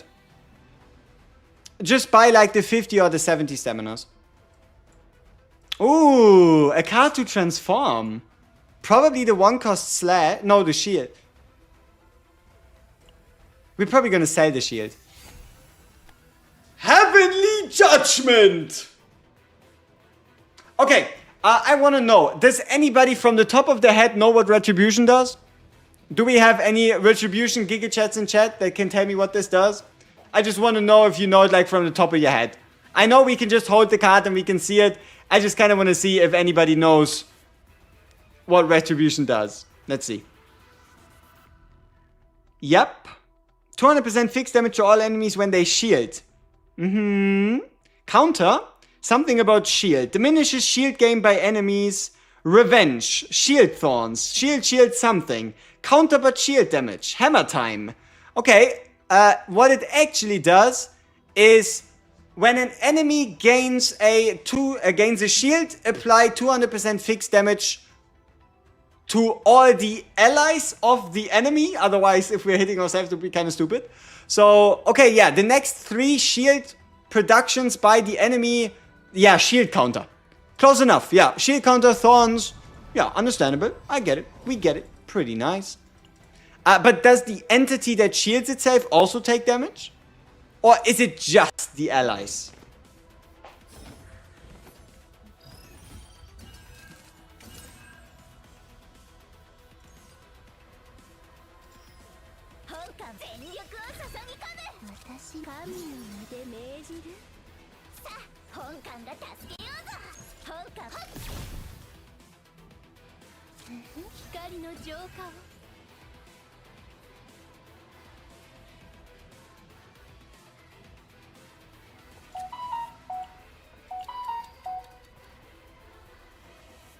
How long do you retain Barrett's cards for? 1 to 2 turns usually.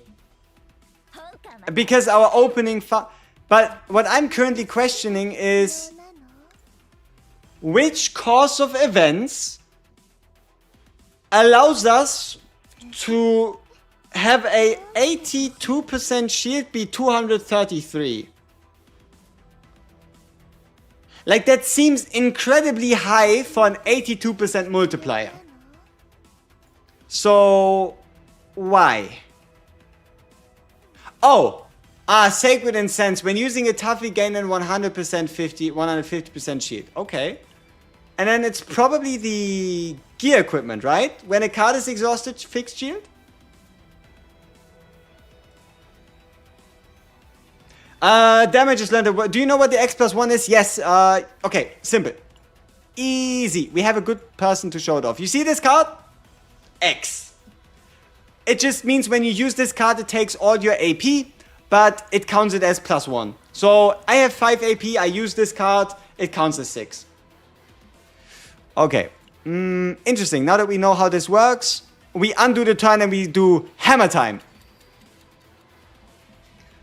Okay, heavy weapon specialist, skill sensor thing, unlimited firepower, hammer time. Yay! Between elites and events, which you prioritize events. I don't even know if my guy gains a shield. Oh, he does.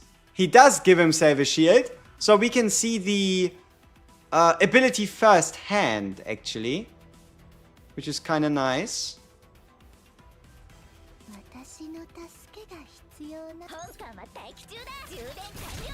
Big damage.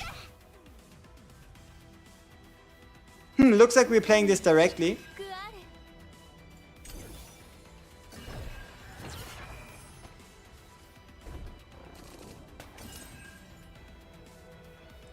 Is 168 damage really all that? You know what I mean? Like, I don't know. I expected like Thor to descend from like the heavens and you know. Is E for Rin any good? I literally have E for Rin and nothing else. Honestly, E for Rin makes her 100,000 times more versatile in terms of black stance acquisition, but it doesn't really increase her damage potential by much. What this allows you to do is basically to sell all basic attacks without looking back, because you can use any cards to enter into the stance, and it also means that as long as you have just one Rin card on hand, you're going to be able to play as many attack cards from others as you want. So long as you end your turn on a Rin card, you're always going to have a successful base moving into next turn.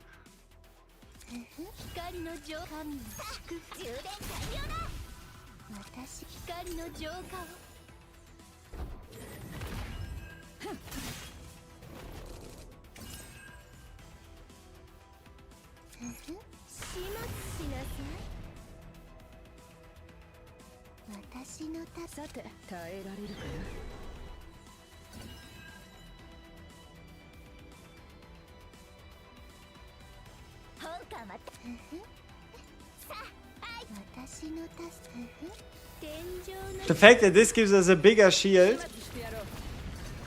is at least kind of funny. You think stamina is stress? No, stamina is HP. Are there any farmable materials not worth pre-farming before 50 because they bump up in reward amount difficulty from 5 to 6 is big enough that 5 is a waste of stamina?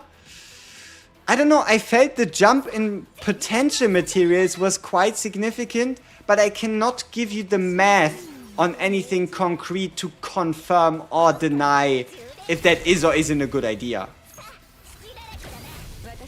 I just felt like potentials might just be a bit better on difficulty 6. Does the +6 chance equipment count towards Luke's last potential node? Yes, as far as I can tell, any crit chance from any sources is getting tracked during the fight based on both equipment, character passives, and any other sources of crit chance. Can Rin play with Karon or Khalip? Haven't used Rin, but just gotta... You can pair with Khalip. You just have to keep in mind that every time you use a 2-cost card, that one is going to take you out of stance. So if you want to start your stance, you better use a 2-cost card, trigger the 3-cost card, and then have like a 1-cost Rin card ready. Or examine the mood.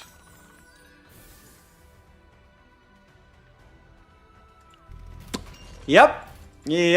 I guess it was a bad mood, wrong mood. I think we did something wrong. Maybe we insulted his mother or something. I don't know.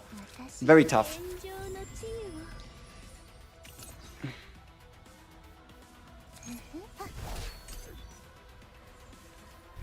Yep. We even had the +3, but apparently we didn't have any Robo-Riz. No Robo-Riz led to us absolutely embarrassing ourselves and getting nothing. Huh? It is what it is. My Robo-Riz game apparently isn't quite on point. You can't do level 10 chaos without Khalip? Oh, it's absolutely possible. You just... I don't know, maybe if you want to make your life easier, obviously get better gear, right? Or potentially even higher potential nodes. Or if you really want to, you can just wait until you have level 60 units. And that should make it that much easier. Alright, what are we doing here? We hit. Hit again.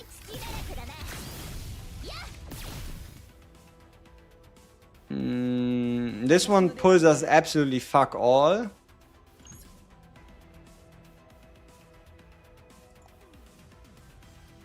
I guess we just play it directly. In the first phase of Chaos, what you aim for to build the character or going to shop, remove cards or copy? Around equal. But I usually like to go to more shops so long as I have the coin to start thinning out my builds so that I have like a higher likelihood of drawing into what I want to. But you also want to take as many events as possible. Like, the only thing you want to avoid in the first area... A shield gets tired too. Okay, I guess shields have feelings. The only thing you want to avoid in the first area is campfires without a shop. For a support that heals, defense seems better than HP, right? Defense is always better. Like, no matter what, defense is always better. Better heals, better shields, and max HP, the increase truly isn't that worth it. Like, honestly, I think there's no support in the game that truly prefers having, having defense over shield. Having, you know what I mean, right? I don't think there's a support in the game that prefers having HP over defense. I built Mika with HP and then found the heals were based off of defense.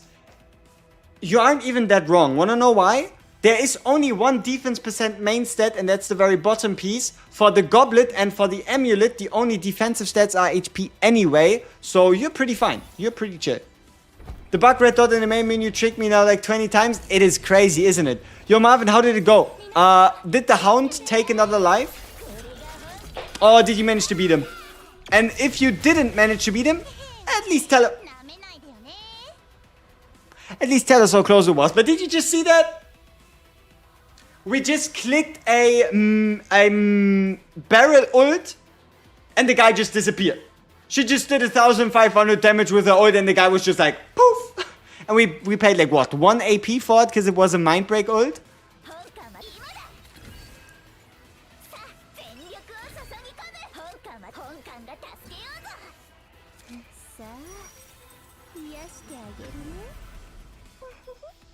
There will be a chart that scales off of HP, probably at some point in the future if the devs want to get a little creative.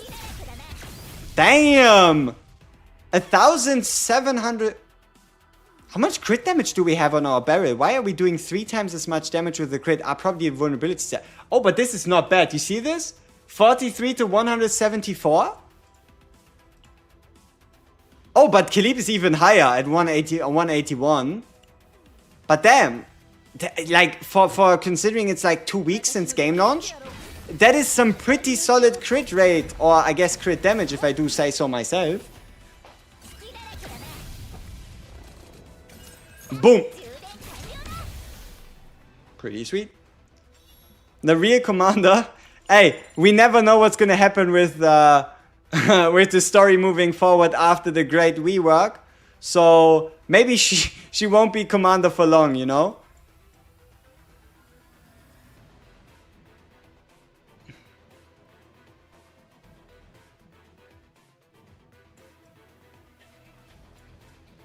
Can we afford 3 shops?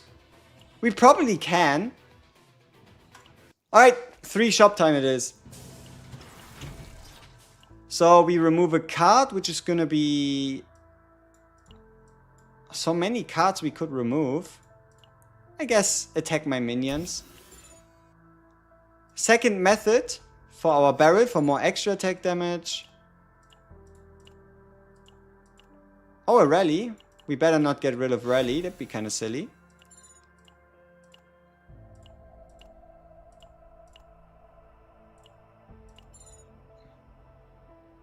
Huh.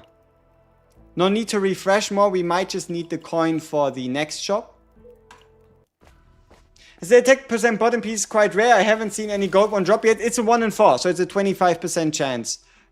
It's not that rare. The drop rates are basically the same. So it's a 1 in 4. Whenever you get a piece, you have like a 1 in 4 for it to be or not to be. The obsidian sword? What will we put it on? Would E2 Haru be better with Cass or Barrel? Cassius? Because you can use Cassius to do even more anchor shots? That's some beefy boys. I think we just started with the Vulture Launcher, good old.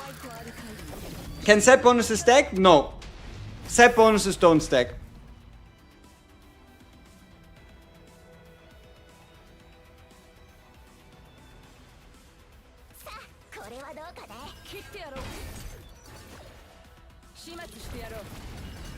Anyone knows the element of the next character you want to pre-farm? I heard green, but I cannot confirm.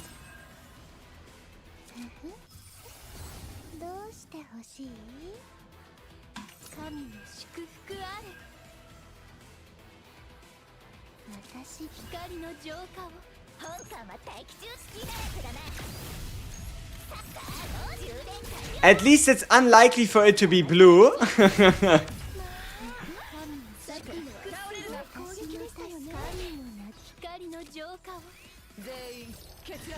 Would you put Mika in a Rinray or Malin Veronica for Basin? Ooh. Look at your Rin and see if you have the AP cheap version. There's, you could say, two versions of Rin. There's one that is very fucking AP hungry, and then there's also one that allows you to just draw cards. Like, for example, do you have a Godly Epiphany on the move card for Rin? If you do, you don't need HP as much, AP as much. If you have the -1 cost on Annihilation, you can also run her without Mika. But if you're not running a very AP efficient Rin, then it is probably for the best that you just run Mika with Rin. Okay, you have a Haru and you need one more team for with Renoa or Tressa. Thanks. Renoa, Ray, Cassius. Renoa, Ray, Cassius, or you could run... you could run Tressa, Hugo... Tressa, Hugo, Mika, or Tressa, Hugo, Nia, or Tressa, Magna, Nia. Aether consumption for Chaos Loot is limited, right? No. You can do infinite. Welcome to the sad club of Orlea. Hey, we're playing difficulty 10 and we're not getting cooked. I would say that's a W.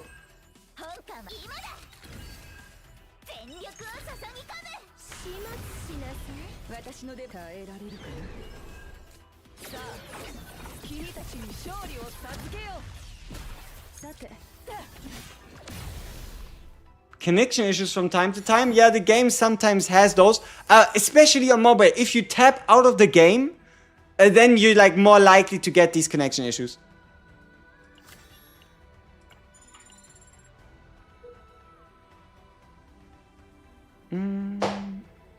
I got partner Marianne. Is it usable for in? Usable, yes. Best in slot, no. But might just be better than the 4-star option. It depends. It's a bit hard to say. In Growth Guide Chapter 10, what is the reach affinity level 3 with any one combatants? Level 20.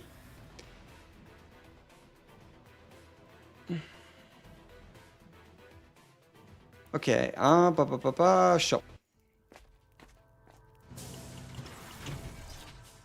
Nothing, nothing, nothing, nothing, nothing, nothing, nothing, sell, Tirswell. How would my guy have a 1k stamina? I don't think that's the case. Like, you cannot go above 360. I think. At the start of the run, what's better for beginning? Kirkin's Messenger, card removal, or Random Epiphany? Card removal. Because you got, especially, yeah, if you play on Nightmare difficulty, you're gonna get enough Epiphanies, but removing a card can help you have more solid rotations later down the line, and also you're less shop reliant. Hello, questions of the Black Angel. We are a being for whom order is at the center of life. What is needed to push away the divine? Anybody has any recommendations? Strength? Desire? Discipline? What do you think? Why don't they have a background for me at Affinity 10? I wish I knew. Which set are we running on our Khalip? Defense and crit damage. You tried all 3 and failed all 3. Desire. 1, 3, it's desire. It never works, it's just bait. It's desire. I think they all fail, they're all the same. The attack button. So we just attack the guy. Is that what we do? Do we just try to fuck him up? Has anybody ever tried to face him? Vicky says 3. Discipline, not desire. He said something about order being at the center of our being. If it says order, it means discipline. Never. Do it for science. Do you think they introduce PvP on Sunday? Very unlikely. It's very at the bottom of... A bingo card! Oh, that's so good! We're going to make a bingo card for the announcement stream. You know, like what all these popular YouTubers do? Where they have like this square, like a bingo card? And we could do like PvP and we would never cross it. It's definitely discipline. Okay. The stricter the discipline, the easier it is to find openings.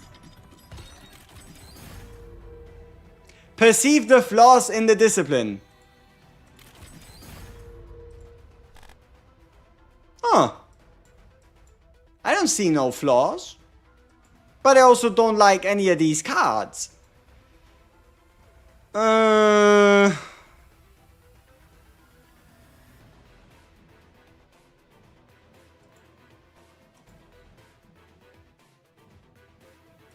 How many attack cards do we have? Like, in what kind of attack cards could we draw into? Upward slash, vulture ejection, greatsword, charge launcher, charge shot, celestian. Yeah, none of them are great. A maneuvering fire wouldn't be bad, yeah, but I don't think it does much for us, honestly. It doesn't thick the deck up, but it thicks our starting hand up in that it is a guaranteed pull turn 1.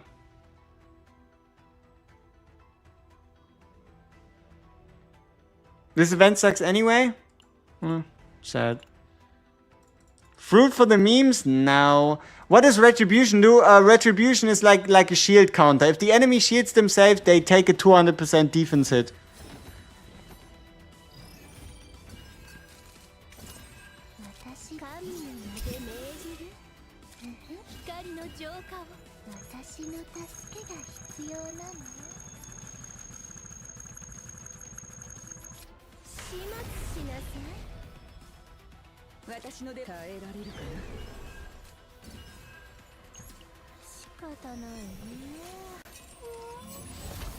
If you get all of the deep trauma healing events, can the character still get deep trauma? Yes, but you don't get any gems for healing them from it.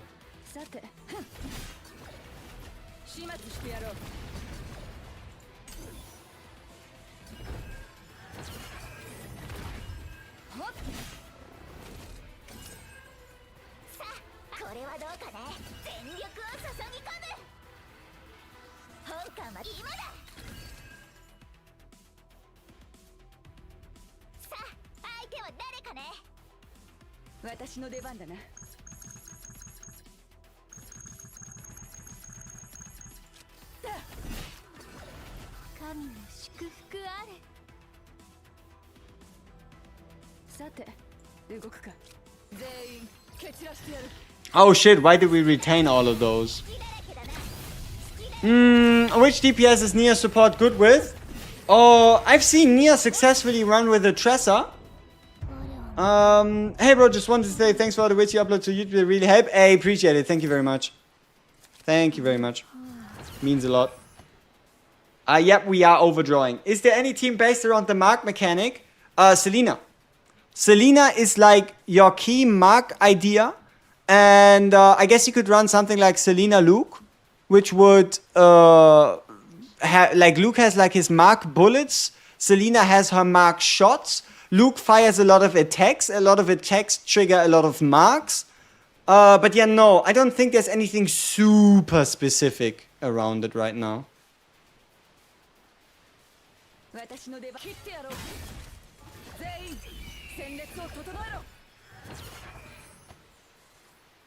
I just want to play Nia with Rin and Veronica.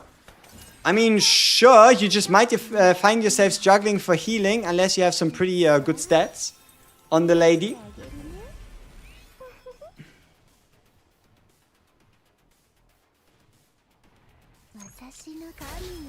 Hey! 467 damage for a healing-focused Orlea. That is not too bad.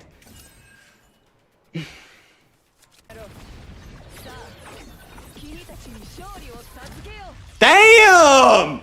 Damn! What? What?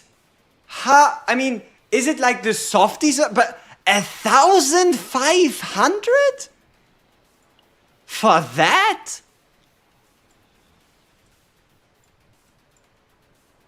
That's a lot! Like, that was a lot of damage! Damn! That was... And we didn't even have like any crazy setups or anything. That was like... big! What? Okay. If an attack is perfectly blocked with shield 1 impair on enemies... I mean, sure. Yeah, you could be like, but you're running the risk of over stressing. Probably, yeah. But it's alright. We'll be fine.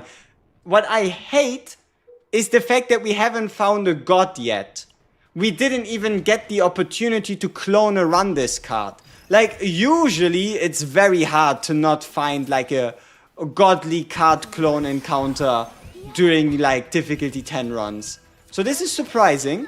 I think it might be one of my very first runs where that is actually like the case, you know? They had vulnerable, yeah, but still, even if they had like vulnerable and like this like kind of more setup related stuff, I still think that's kind of big, you know?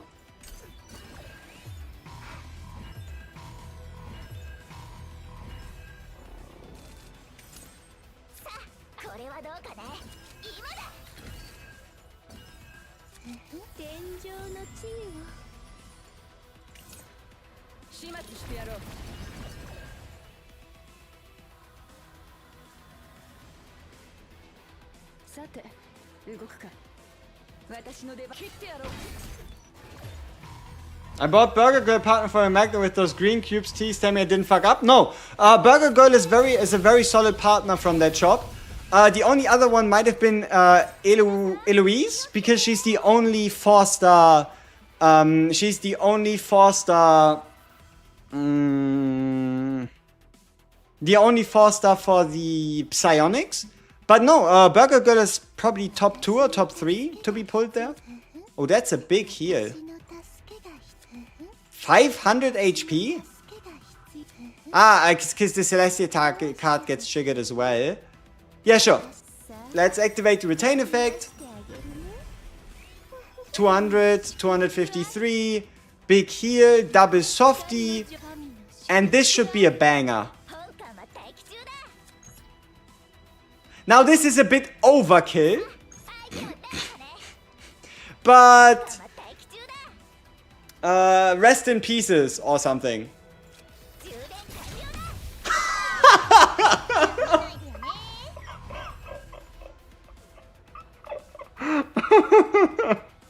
My guy didn't just get hit for 4,800 damage. Oh shit, it might have been a little overkill. Just a little bit, you know? Maybe it was a little too much. Little overkill proceeds to absolutely annihilate the shit out of my guy.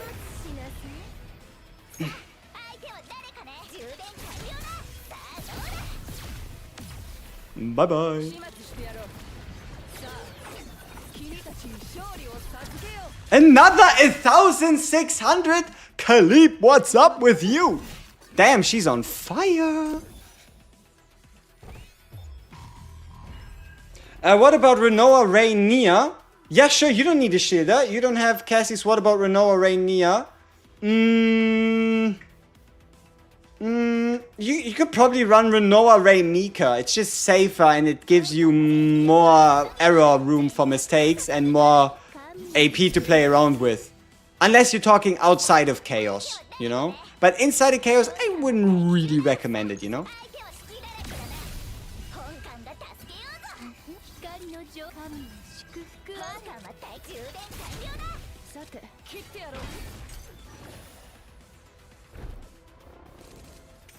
Orlea trash. Yep, Orlea big garbage. Mega garbage.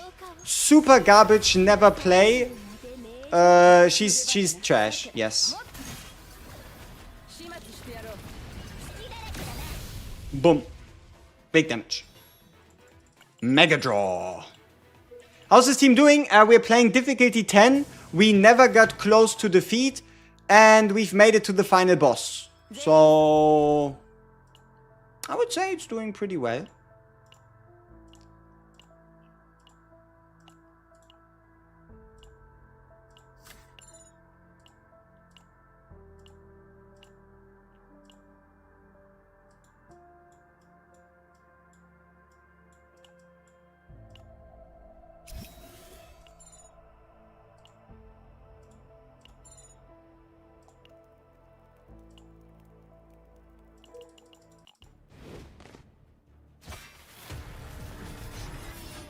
She isn't that great in a non-retain team. I mean, you could say the same about like Kayron. He's not that great in a non-AP team. Hugo is not that great in a team that doesn't attack a lot, right? Like there's always conditions to making people work, I would say. I don't know if it's like truly that good to just be like, yeah, see here. Can you see my Khalip stats? Yeah, sure. Keep in mind, it is with gear, right? We have a 12% defense, 35% plus defense. We have 83 HP, and we have attack, okay? So keep that in mind for the stats you're about to see. So ignore the plus numbers. Or I guess even a bit of that defense. But yeah, we're running 36, 180, 509, 357, 645. The important part here is defense-based damage actually also takes your attack into account. So by having a higher attack Khalip, we are benefiting as well. Just not as much. People complain about her turn limits. Isn't that actually a problem? You know, an Orlea with the right Epiphanies can have all her buffs ready by turn 2. Right? Like, that's not really the problem. Like, an Orlea with the right setup can have all her buffs ready by turn 2. Like, for example, right here. One example is this card. This card, turn 1 does nothing. Turn 2, you get a 35% damage boost, 20% total card boost, and vulnerability to all enemies. Or you could even trigger the return, turn 1, get the upgrade, go into the next one, and get that one. So why do people complain about it? I don't know. Yeah. Okay, so, general gacha behavior. To make your character and your account feel better, somebody needs to be worse. So you're looking for a way to drag others down to make your own units feel better, and that's the result. How does Eagle Recovery number work? So is it a percentage boost? I have no fucking idea. Is Barrel too slow for finishing base in under 12? No. Like at minimum she can finish in 6 turns. But you could also probably find a way to like do that in less than 6, 100%.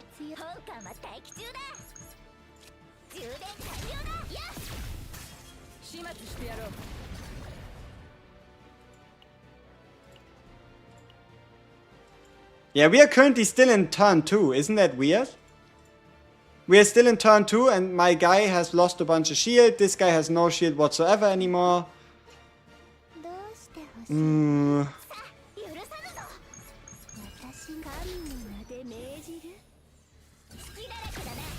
Should I take the easy paths in Chaos Zero or the path with the mini bosses?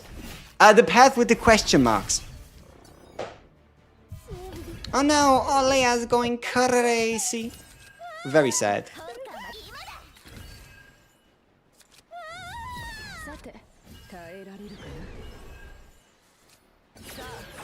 Boom. Another 1,600 damage out of fucking nowhere. Khalip with the smoke.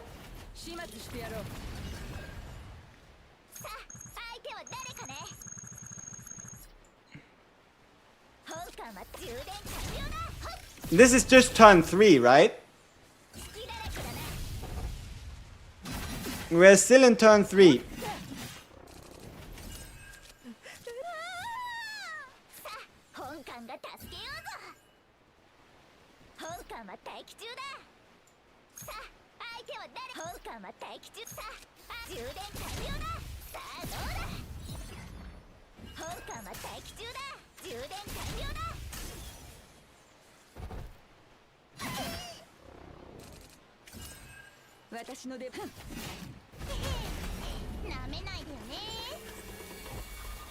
Who feels the most clunky out of every character?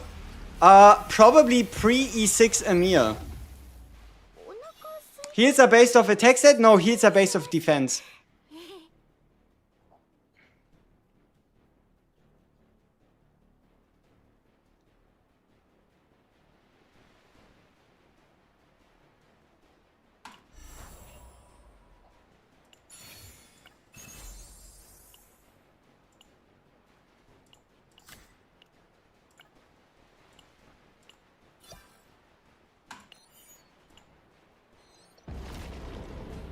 Anyone tried Renoa with Orlea yet?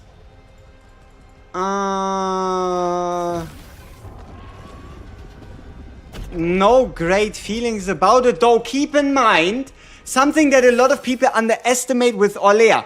The softie damage bonus by playing out the softie is for every single card used this turn. Which set are we using on Khalip? Just a defense and a crit damage set.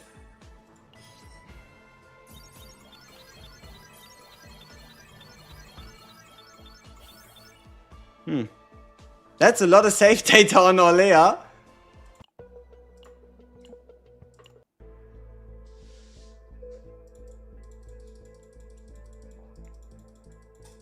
Deep breathing. Oh no, she saw the future. Write down the prophecy. Shit. That was the wrong idea. Revise the prophecy. Fuck. Alright, maybe I'm not a Khalip main.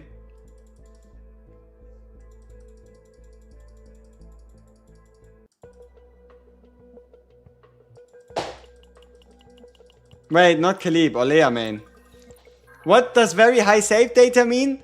That the amount of things you can put into your deck is very high. That's what very high save data means. At least for now. Yeah, I'll show you the memory fragments. No problem. Let's pick a planet. Left or right, left or right, left or right. Probably the left one. Alright. Hey, Zeraphiel. Close enough.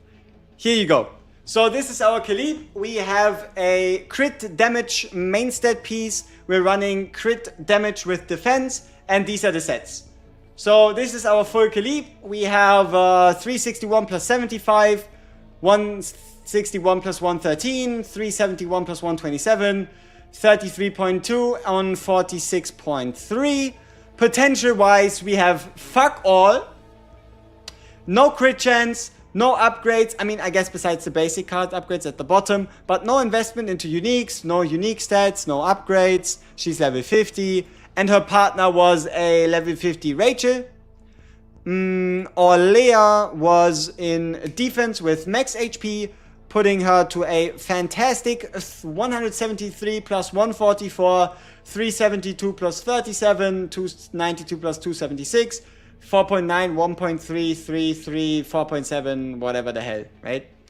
So, also, these pieces are 2 from maxed out for max HP, and 2 from maxed out. Oh yeah, and you noticed, right? Our Khalip was running a blue piece, right? Why not the 2-cost set? I don't have it. I don't have a set like that. That's the reason, right? It's the best I could make do. And then we have our highlight, which is our Beryl. Beryl is a kind of an annihilator. She has crit damage set, attack set, and these are the stats. 40.7% crit chance on 3% base, 39% crit damage, 426 attack on 311, defense 46, health 145, level 40 partner with, yeah, I think that's that. Very solid save data. And that save data, truly nothing is going on. But they still put the fucking barrier back in. Let's check Orlea. This is our old save data. This is the new one. Oh, perfect. So our Orlea deck is unchanged. We kept our Epiphanies. We kept the Epiphanies. We kept the rally. Oh yeah, we even kept the Godly Epiphany on Sacred Sensor. Nice. So we kept the rally, we kept the first aid, we kept the duplicated growing creature, we kept the Sacred Sensor for the sturdy. Pretty sweet. And now for Khalip. Khalip also kept everything. So we deleted 2 basics. We just have a Vulture Ejection, a rally, overpower. Yeah. We might have lost no, we have the Godly Epiphany on Vulture. Yeah, we might have just kept everything. 8 kid lost an Epiphany. Oh, you might be right. Let's see. Could be. Oh yeah, you're right. First 8 kid lost the 2 morale Epiphany. That's a little sad. Can you show Charon save data? There you go. A 0 cost Godly Epiphany on a card that is usually 1 cost, giving us 2 futilities. Twice. A double Brand of Annihilation for the 2-hitter. The maximum scaling black hole, because this is a percentage multiplier thing. And then a Oath of Vanity also at 0 cost. Yeah. Oh yeah, 0 cost attack damage as well. So this one does more damage. These ones do more damage. And yeah, that's that. And what else? Stamina spending guide. I don't know, I could make a what to do after level 50 video, I guess. Yeah, and that's that. The rest is kind of like, I don't know, just K1 being a chill guy. Oh, yeah, the 0 cost might be better because it scales, but also keep in mind, just because the ceiling is higher doesn't mean that the floor is better, right? We just deal more damage for like round 2, round 3, round 4, whereas it takes you like 5 rounds for the scaling too. Obviously not quite like that, but it's fine, honestly. The 240% base is good enough. It's not perfect, but it's good enough. Could you do a Chaos run with the Rin team? It's been a while since we done a Rin run. But yeah, we could do a Rin. Let me guess. Yeah, I really want to see Rin or Orlea.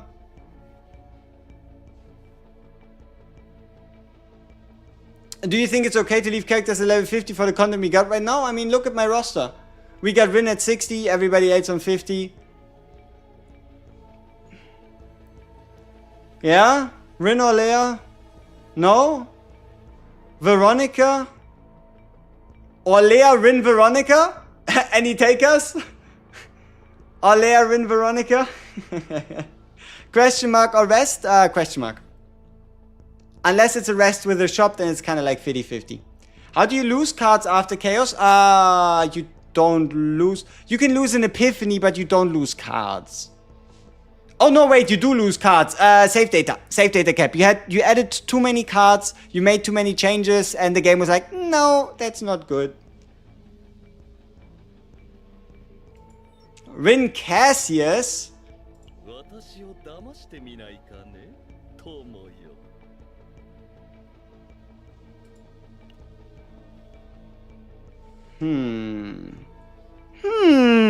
I don't know. That sounds suspicious.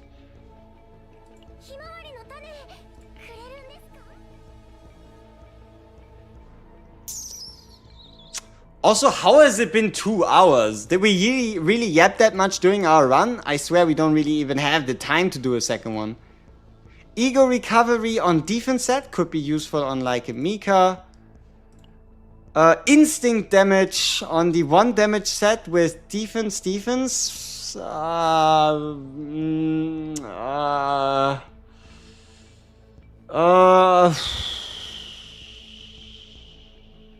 I don't see a character that currently needs this. Unless we run it on like a 2 set and this set doesn't, it's like just like a stat stick. Ego recovery on the base set, yeah, could also go on Mika. Health percentage on the base set, that's kind of trash. Like health percent bottommost stat is kind of trash. Health percent on the attack percent set is kind of trash. Health percent on a goblet with crit chance, crit damage and defense. But ego recovery. It's not the worst thing ever. We could find a place for this on our Mika probably. Or like on like a support. We don't have enough to do the upgrades. Fork. And that was it. Those were all our 6 pieces we just gained from our runs.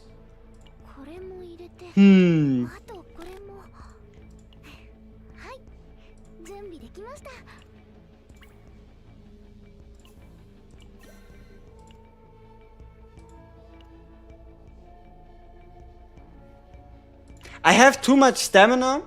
These runs are taking too long. What should we farm? I don't think we're gonna do another chaos. We're just gonna do memory fragments instead. What dungeon should we play? We're obviously gonna go up to difficulty 10. Just for reference, this one is on difficulty 10 already. This one is on 10 as well. This one is on 5. This one is on... yeah, this one is the 5 one. This one is on 6. And this one is on 6 as well. You can buy chaos tickets with stamina? Yes, you can. 120 stamina per run? Yeah, for a chaos run. Interior 60, exterior 60. Or exterior, interior. Probably crit chance set since the offset is also decent. Yeah, we could go for line of justice. I kind of want to farm Luke pieces for like the bullet of order set, you know? But I don't really like the curse set.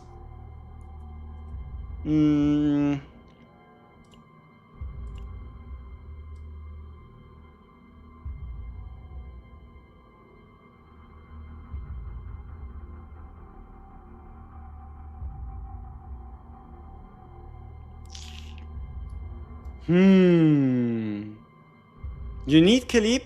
I don't need Khalip gears. Just because I have a Khalip doesn't mean I need to play her. What would you say is the best way to farm early on for the sets? I mean, the easiest is if you have Haru or Khalip, you just play Line of Justice because you can't lose. Get the defense set, put it on your supports or Khalip. Get the Line of Justice set, smack it on Haru or Khalip, right?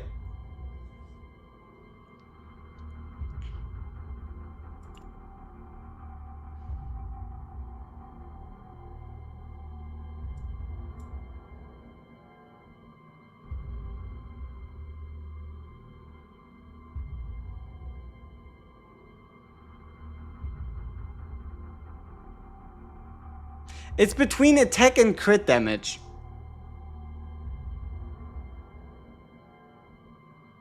Don't own either of the units. Going for the attack percent set is kind of a good one still. Because you can pretty much run it on any non-defense based DPS. But no, the safest is Executioner's Tools. You can just run that on anybody. May you see Rin's equipment? We don't have a Rin equipped yet, but we might just use her. Why do they give Khalip 700 attack requirement to get more damage on Vulture Ejection when she scales off of defense? Defense-based damage also scales off of attack at 30% of the value. Are you gonna play other gacha games? I already am, but sure, at some point in the future, maybe we will do so on this channel as well. I mean, Passion set is also kind of nice because there are a lot of Passion characters here, but it doesn't tend to work the greatest on a lot of fancy characters. But I heard some fun stuff. Have you heard about the Spark of Passion set bug? Where you can run the Spark of Passion set on a Selena, and the Spark of Passion card damage applies to the Mark debuff without getting removed. That's pretty funny. And also it stacks. So you can get multiple instances of 15%. Where do you create a relic? Storage. Let's just create a relic, sure. So, bing, bang. No, that was actually decent. Boom. Bang, bang. Auto damage? No. Void. No, not with those subs. Health, ego. Instinct we can keep for the future. Ego is at least funny. Dismantle, Schwupp, bam, out, craft. Okay, which set do we pick? Let's gamble on... Let's gamble on the bullet set.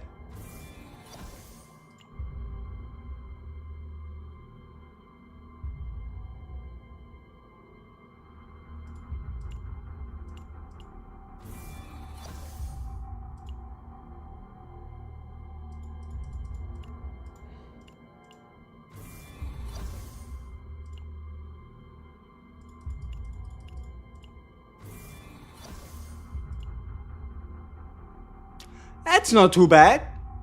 Crit chance and attack percent. Bullet of order denial. We actually got one half decent piece out of this. You never got the notification of playing too long. The highest I've seen was probably like 14 hours. You're playing for 14 hours. Stop playing. Hey, nice. That's okay. We rolled at minimum 3.6% crit chance. That's good for our Luke. We already have this piece lying around as well, which is quite nice. Yeah, we have 2 pieces now. These other pieces are all kind of trash. This one rolled kind of trash. This one is not that good. This one's fun, because it has defense percent, crit damage, and crit chance. This one's fun. This one's fun as well, because it has attack percent, crit chance, crit damage, if we ever need like an attack percent necklace.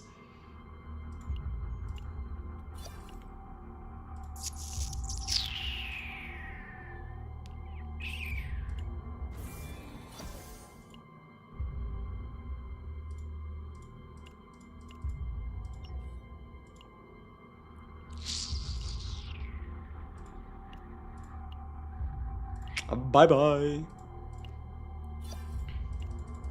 But yeah, you know what's crazy? We're actually crafting a set that only has one character that it's good on, and that is Luke. Like, Luke is legit the only character in the game that actually uses the set.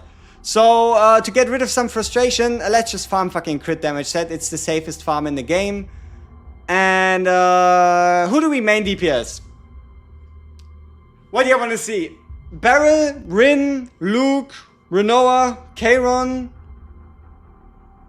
What do you think? We're gonna do like a couple runs, so what do you think? Rin, Luke, Kayron, Renoa? And we can make it a poll, right? We just pick those 4, and you let me know. Main DPS. Luke, Rin, Renoa, or Kayron. Ta-da. My main? Be Rin. She's also the only level 60 unit I own.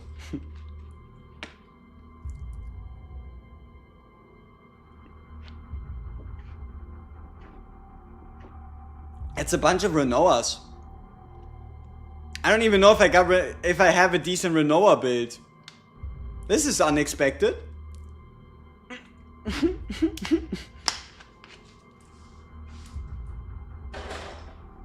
Yeah, I don't even know if I have a Renoa build.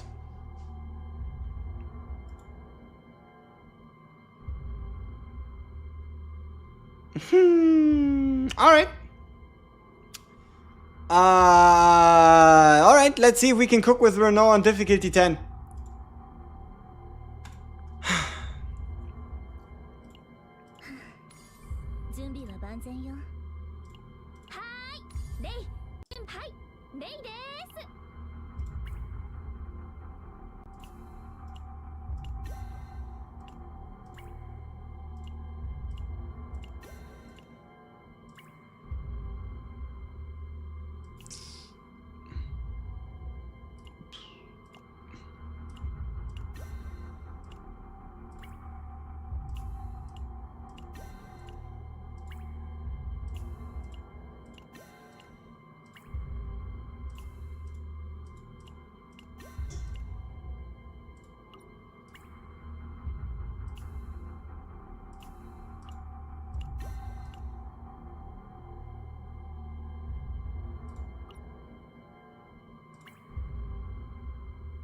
That's a sweet goblet at least.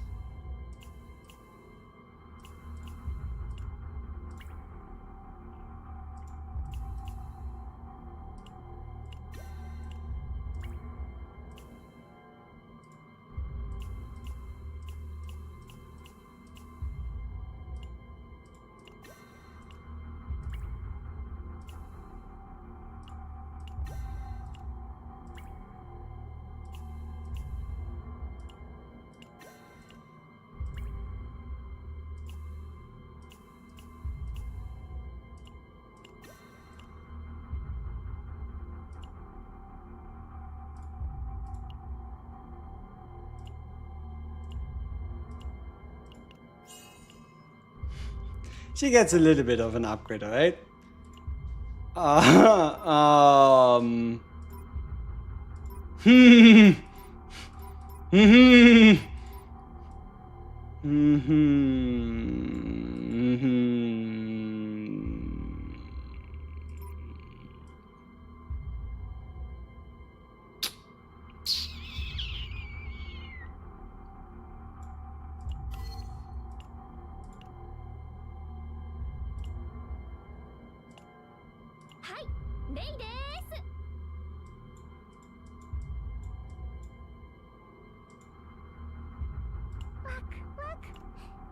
Wak wak? Did you just say waku waku? Who do you think I had fun the most character? Oh, who do I think I had the most fun with? Let's see, which character did I have the most fun with? I'm just a big Rin fan.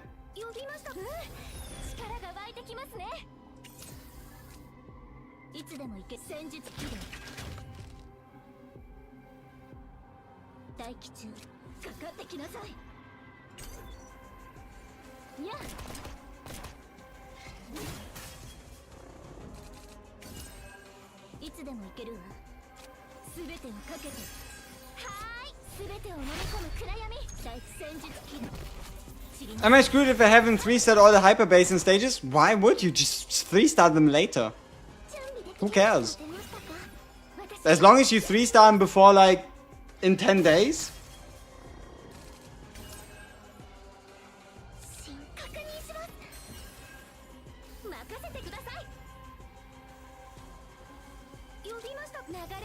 Hey, Angry Llama, hey, appreciate it so much. Thank you very much. Thank you.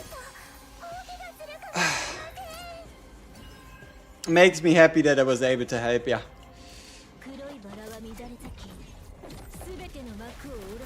Doesn't the event end in a couple days? Yeah, isn't it like 7 days? I don't even know.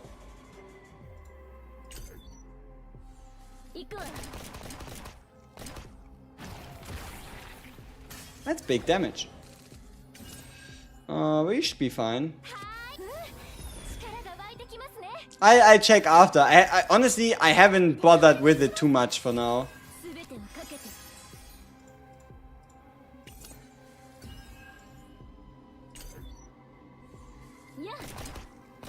4 days, 20 hours? Yeah, I mean, that's like a week. Right? Right? That's like a week, right?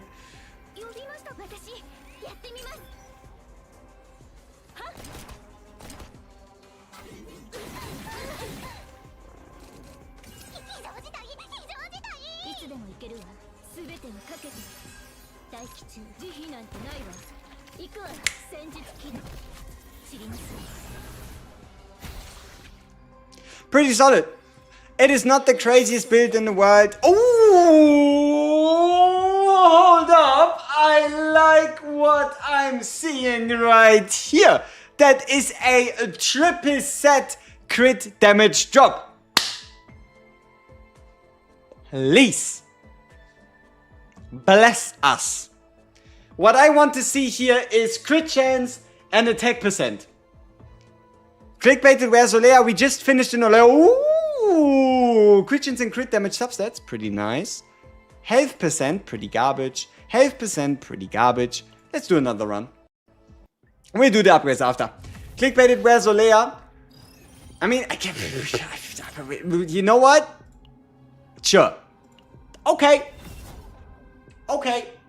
We can throw in an Orlea here. It might kill us. It might not kill us. Which Orlea do we use? Oh yeah, we probably use the Retain Softy. It should be pretty good. The deck we just created. Memory Fragment. What do you mean memory fragments? We don't have any memory fragments. What are you talking about, memory fragments? We don't have any pieces. So we just steal all the gear from Mika. And clickbaited, he said. Wrong title, he said. Orlea gameplay he wanted to see. Okay, bro. Sure. If you really need that badly, then sure, I shall deliver. Let's go. I mean, what do I have to lose? Exactly nothing. How much defense is that? 285. That's kind of trash. It's what it is. Let's go!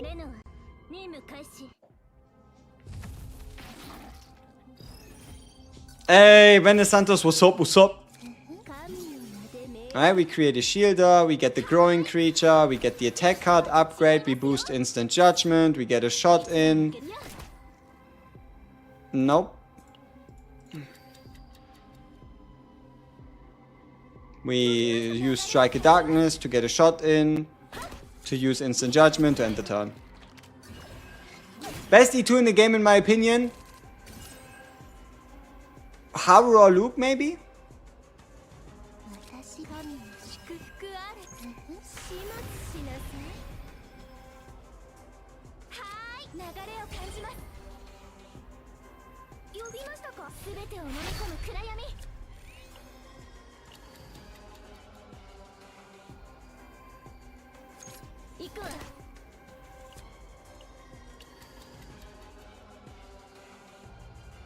Alright, so we're just preparing our turn for... I don't even know what we're preparing for. But we're stacking the retained damage buff from the softies. Yeah.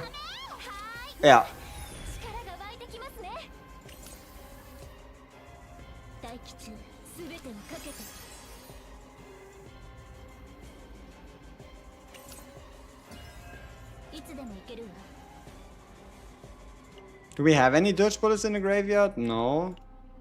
So this card doesn't really do much. Alright.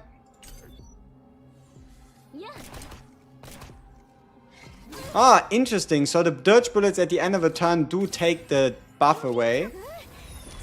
That's good to know, I guess.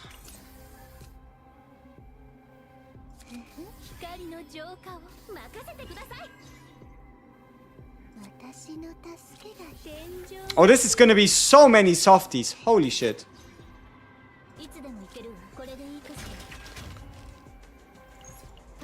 And we can even get the AP to play it.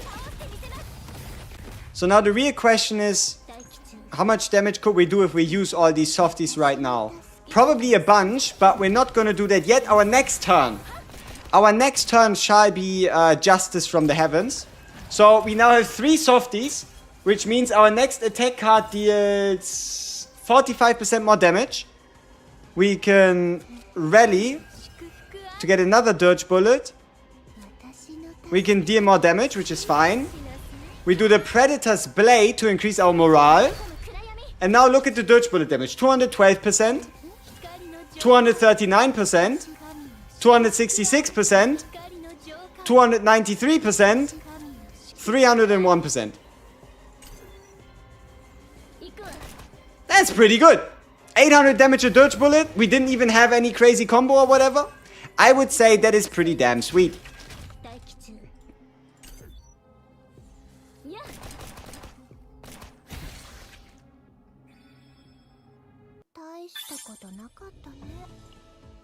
Instinct damage. Crit damage with attack percent and extra attack. Okay. Attacks, defense, extra damage. What is this? Attack percent goblet with crit chance. Alright. Not the best, but solid still. I mean, if we can set up a proper combo, right? Obviously, things would look a little better.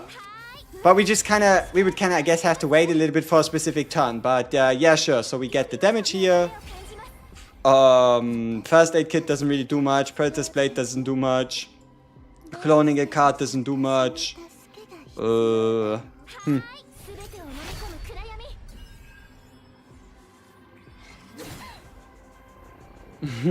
the Dirge Bullet damage. Yep, it's quite sweet, no? Alright, select a card to exhaust. Strike of Darkness gone. Ballad of Pitch Black would allow us to get the bullets back. There's no point. We can activate the retain effect to trigger the softie early, which is good. And then I guess we just sacrifice the Tuffy and the Pitch Black.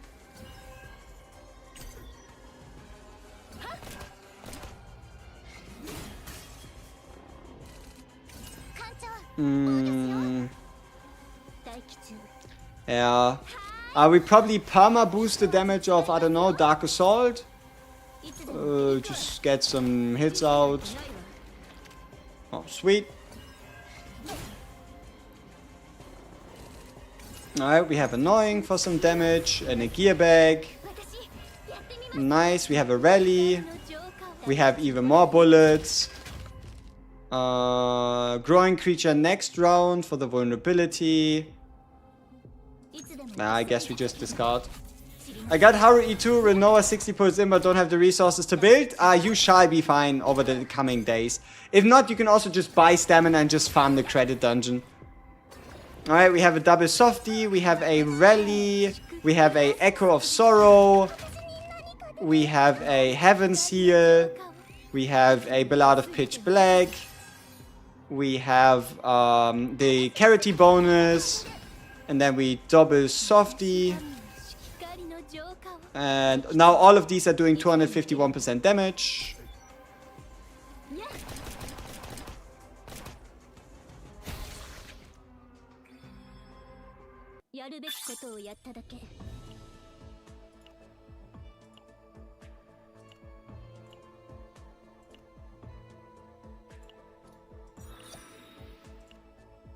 Not too bad, is it? Do you know what happens if you finish a run with curse cards? Nothing happens. The cards don't stay in your deck.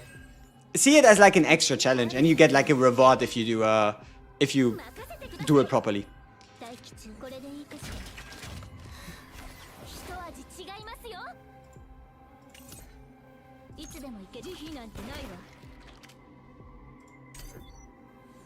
If you had the chance to swap to a fresh account with E2 Rin and E2 of any other unit, would you do it? No, because my main has E2 on like basically everybody. No, I wouldn't. You need to give me more information. You need to be like, oh, I have this and that. Should I swap to this and that? Like, I need a little more, right? What's the best support for Haru? Mika. The more Mika you got, the more Haru can shoot. Otherwise, you could use Cassius to find anchor pointers. You could use Nia to play expensive Haru cards for free.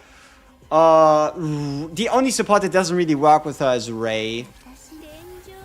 Alright, we clone or save a softie. How many birch bullets do we have in graveyard? Ooh, 6. How much hand space do we have? 5. Okay, so we activate this. Now we are down to 4. Now we get the bullets.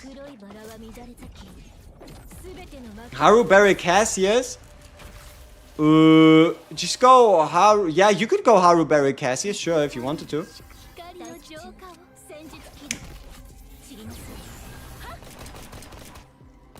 That's some decent damage. Is this difficulty 10? Yeah. We're playing the difficulty 10 of the crit damage dungeon. Oh shit, wrong card played. Whoops. Any standard unit you'd consider duping with the free dupes we get?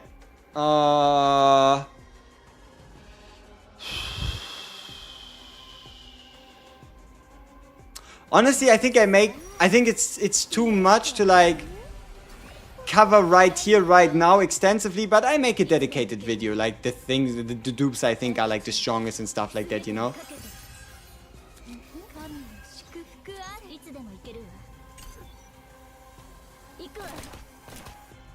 I mean, Haru's dupes are quite nice, yeah.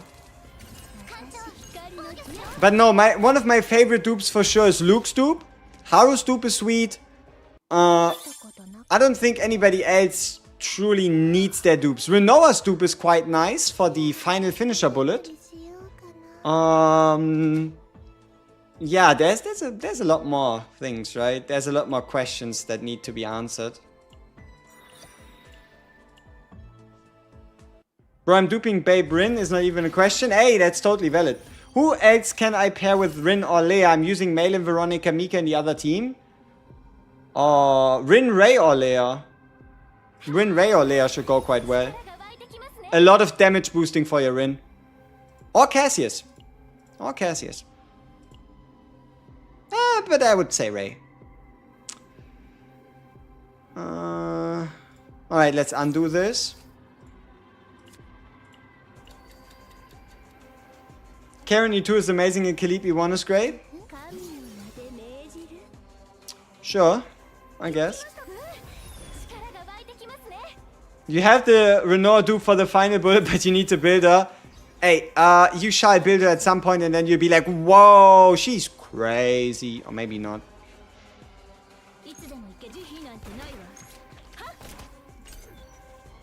But do I need to invest on those Hugo potentials? No. If you only rely on Lightning Dingo, then stay the hell away from these potentials. It's not worth the investment.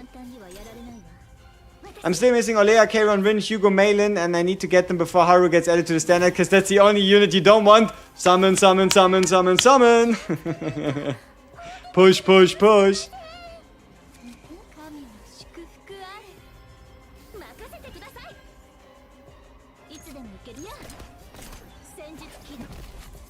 I got 3 dupes of Cameron, was forced to play him. Understandable. I'm still missing Orlea. No, wait. Yep. 1, 3, 5 dupes usually upset, but closer to the 2, 4, 6. I guess. I mean, 2, 4, and 6 are the highlights. Absolutely. 2 is huge. 4 is amazing. And 6 can be actually unbelievable depending on the character. Man, I'm just scared to lose the 50-50. Then don't do it. If you're that scared, then just don't do it.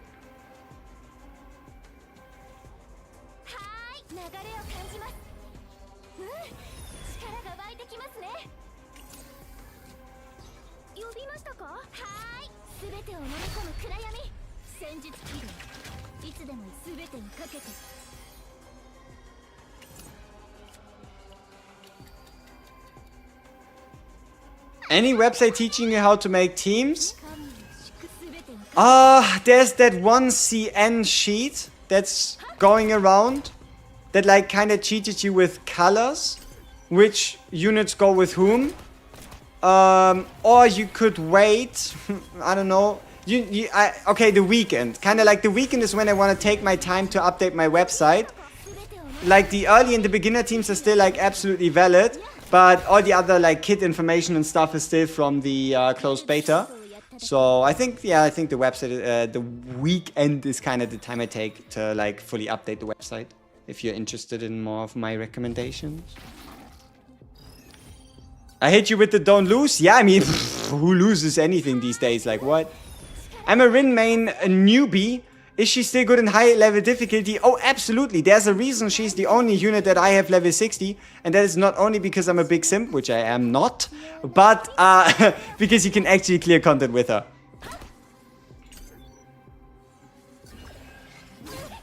You didn't know that CCM Meta is my website? I mean, who else knows about that website besides me, right? I haven't really talked about it much. Because I'm currently not too happy with the state it's in, honestly. Like, I have big plans, but currently nothing of that has yet, like, truly paid off, I guess. Boom, big damage. You hope there's another AP can. I would say at maximum we're getting one in the next, like 6 weeks, 7 weeks. Because I think it's already kind of confirmed that the next character is going to be a DPS. But yeah, we have to see. Damn, you just lose 2 50-50s for C2. How should you chase her C2 still? If you want to spend, and if you like Haru, yes. If you don't want to spend and you don't like Haru, then no. Yeah.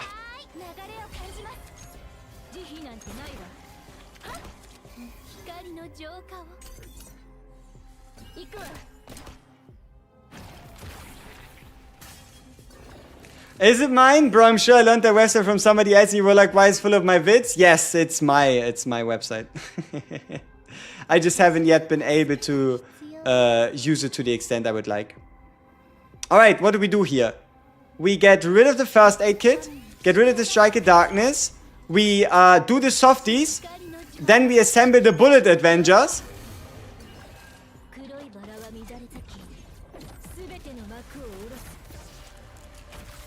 And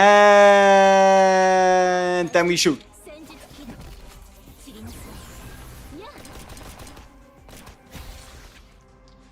Good job. Not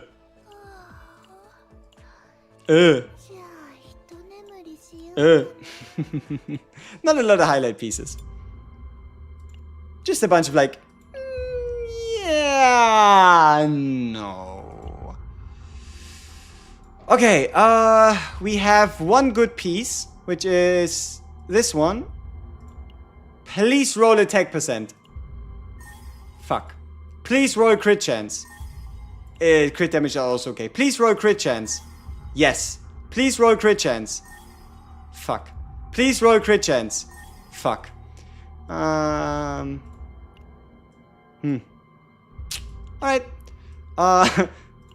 The health percent is a goner. Attack percent on the goblet could be fun in the future. Health percent.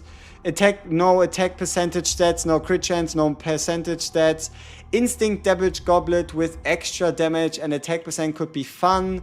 Attack percent, no percentages. Attack percent, health main stat. Attack percent with attack flat, extra damage, but it's a feather. Passion damage with nothing. We don't have a defensive passion character. Defense percent with extra damage, defense flat, and critical chance. That could at least be fun in the future with a defense-based passion character. Attack percent with pretty much nothing. Attack percent with nothing. Order damage with nothing. Order damage on a order damage fucking set. And a health goblet.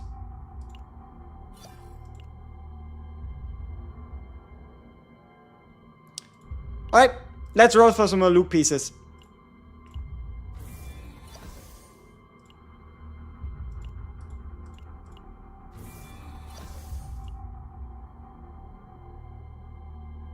So close to greatness. Why is it passion damage?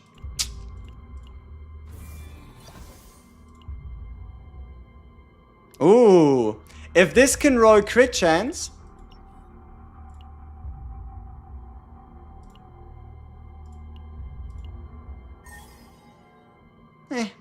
We tried.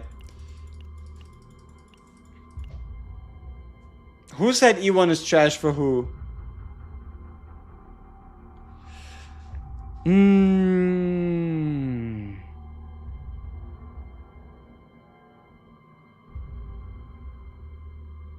How's my Rin auto farm?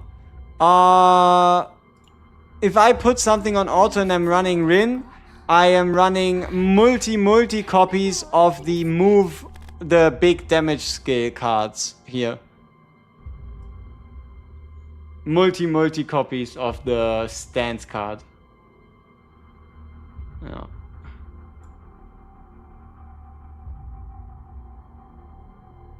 How is also being added to standard, so it's not a big loss? Yep, not a big loss. Okay, people. I think we're closing in on the 3 hours. We've been awake quite a lot. We did a lot of stuff today. We got a lot of things out, but tomorrow's a new day, and you want to see our Rin guides, and you want to also see Orlea guides, and then you want a Cassie's guide, and then you want a Barrel guide, and then somebody wants a Renoa guide, and there's meant to be a Khalip guide, and then a Veronica guide, and a Luke guide. So many guides. Do you keep multiplier Divine Epiphany now? This build is from way back. But it is still on the highest difficulty, but it's from 4 days ago. But it's a good one. Hehe. You need a live guide? Aww. Every guide. Oh man, that shocks. So, as always, this is your shoutout. If you haven't yet, leave a subscription. Also, I don't know what it does, but if you want to, you can leave hypes on my next few videos. I don't know what it does. Nobody knows what it does, but it makes YouTube videos better. Tomorrow stream again? Yeah, probably. So, yeah, appreciate you all joining, and it's been a pleasure as always. I hope you had fun. I had fun. Orlea has some, yeah, she has some big power, and yeah, we see each other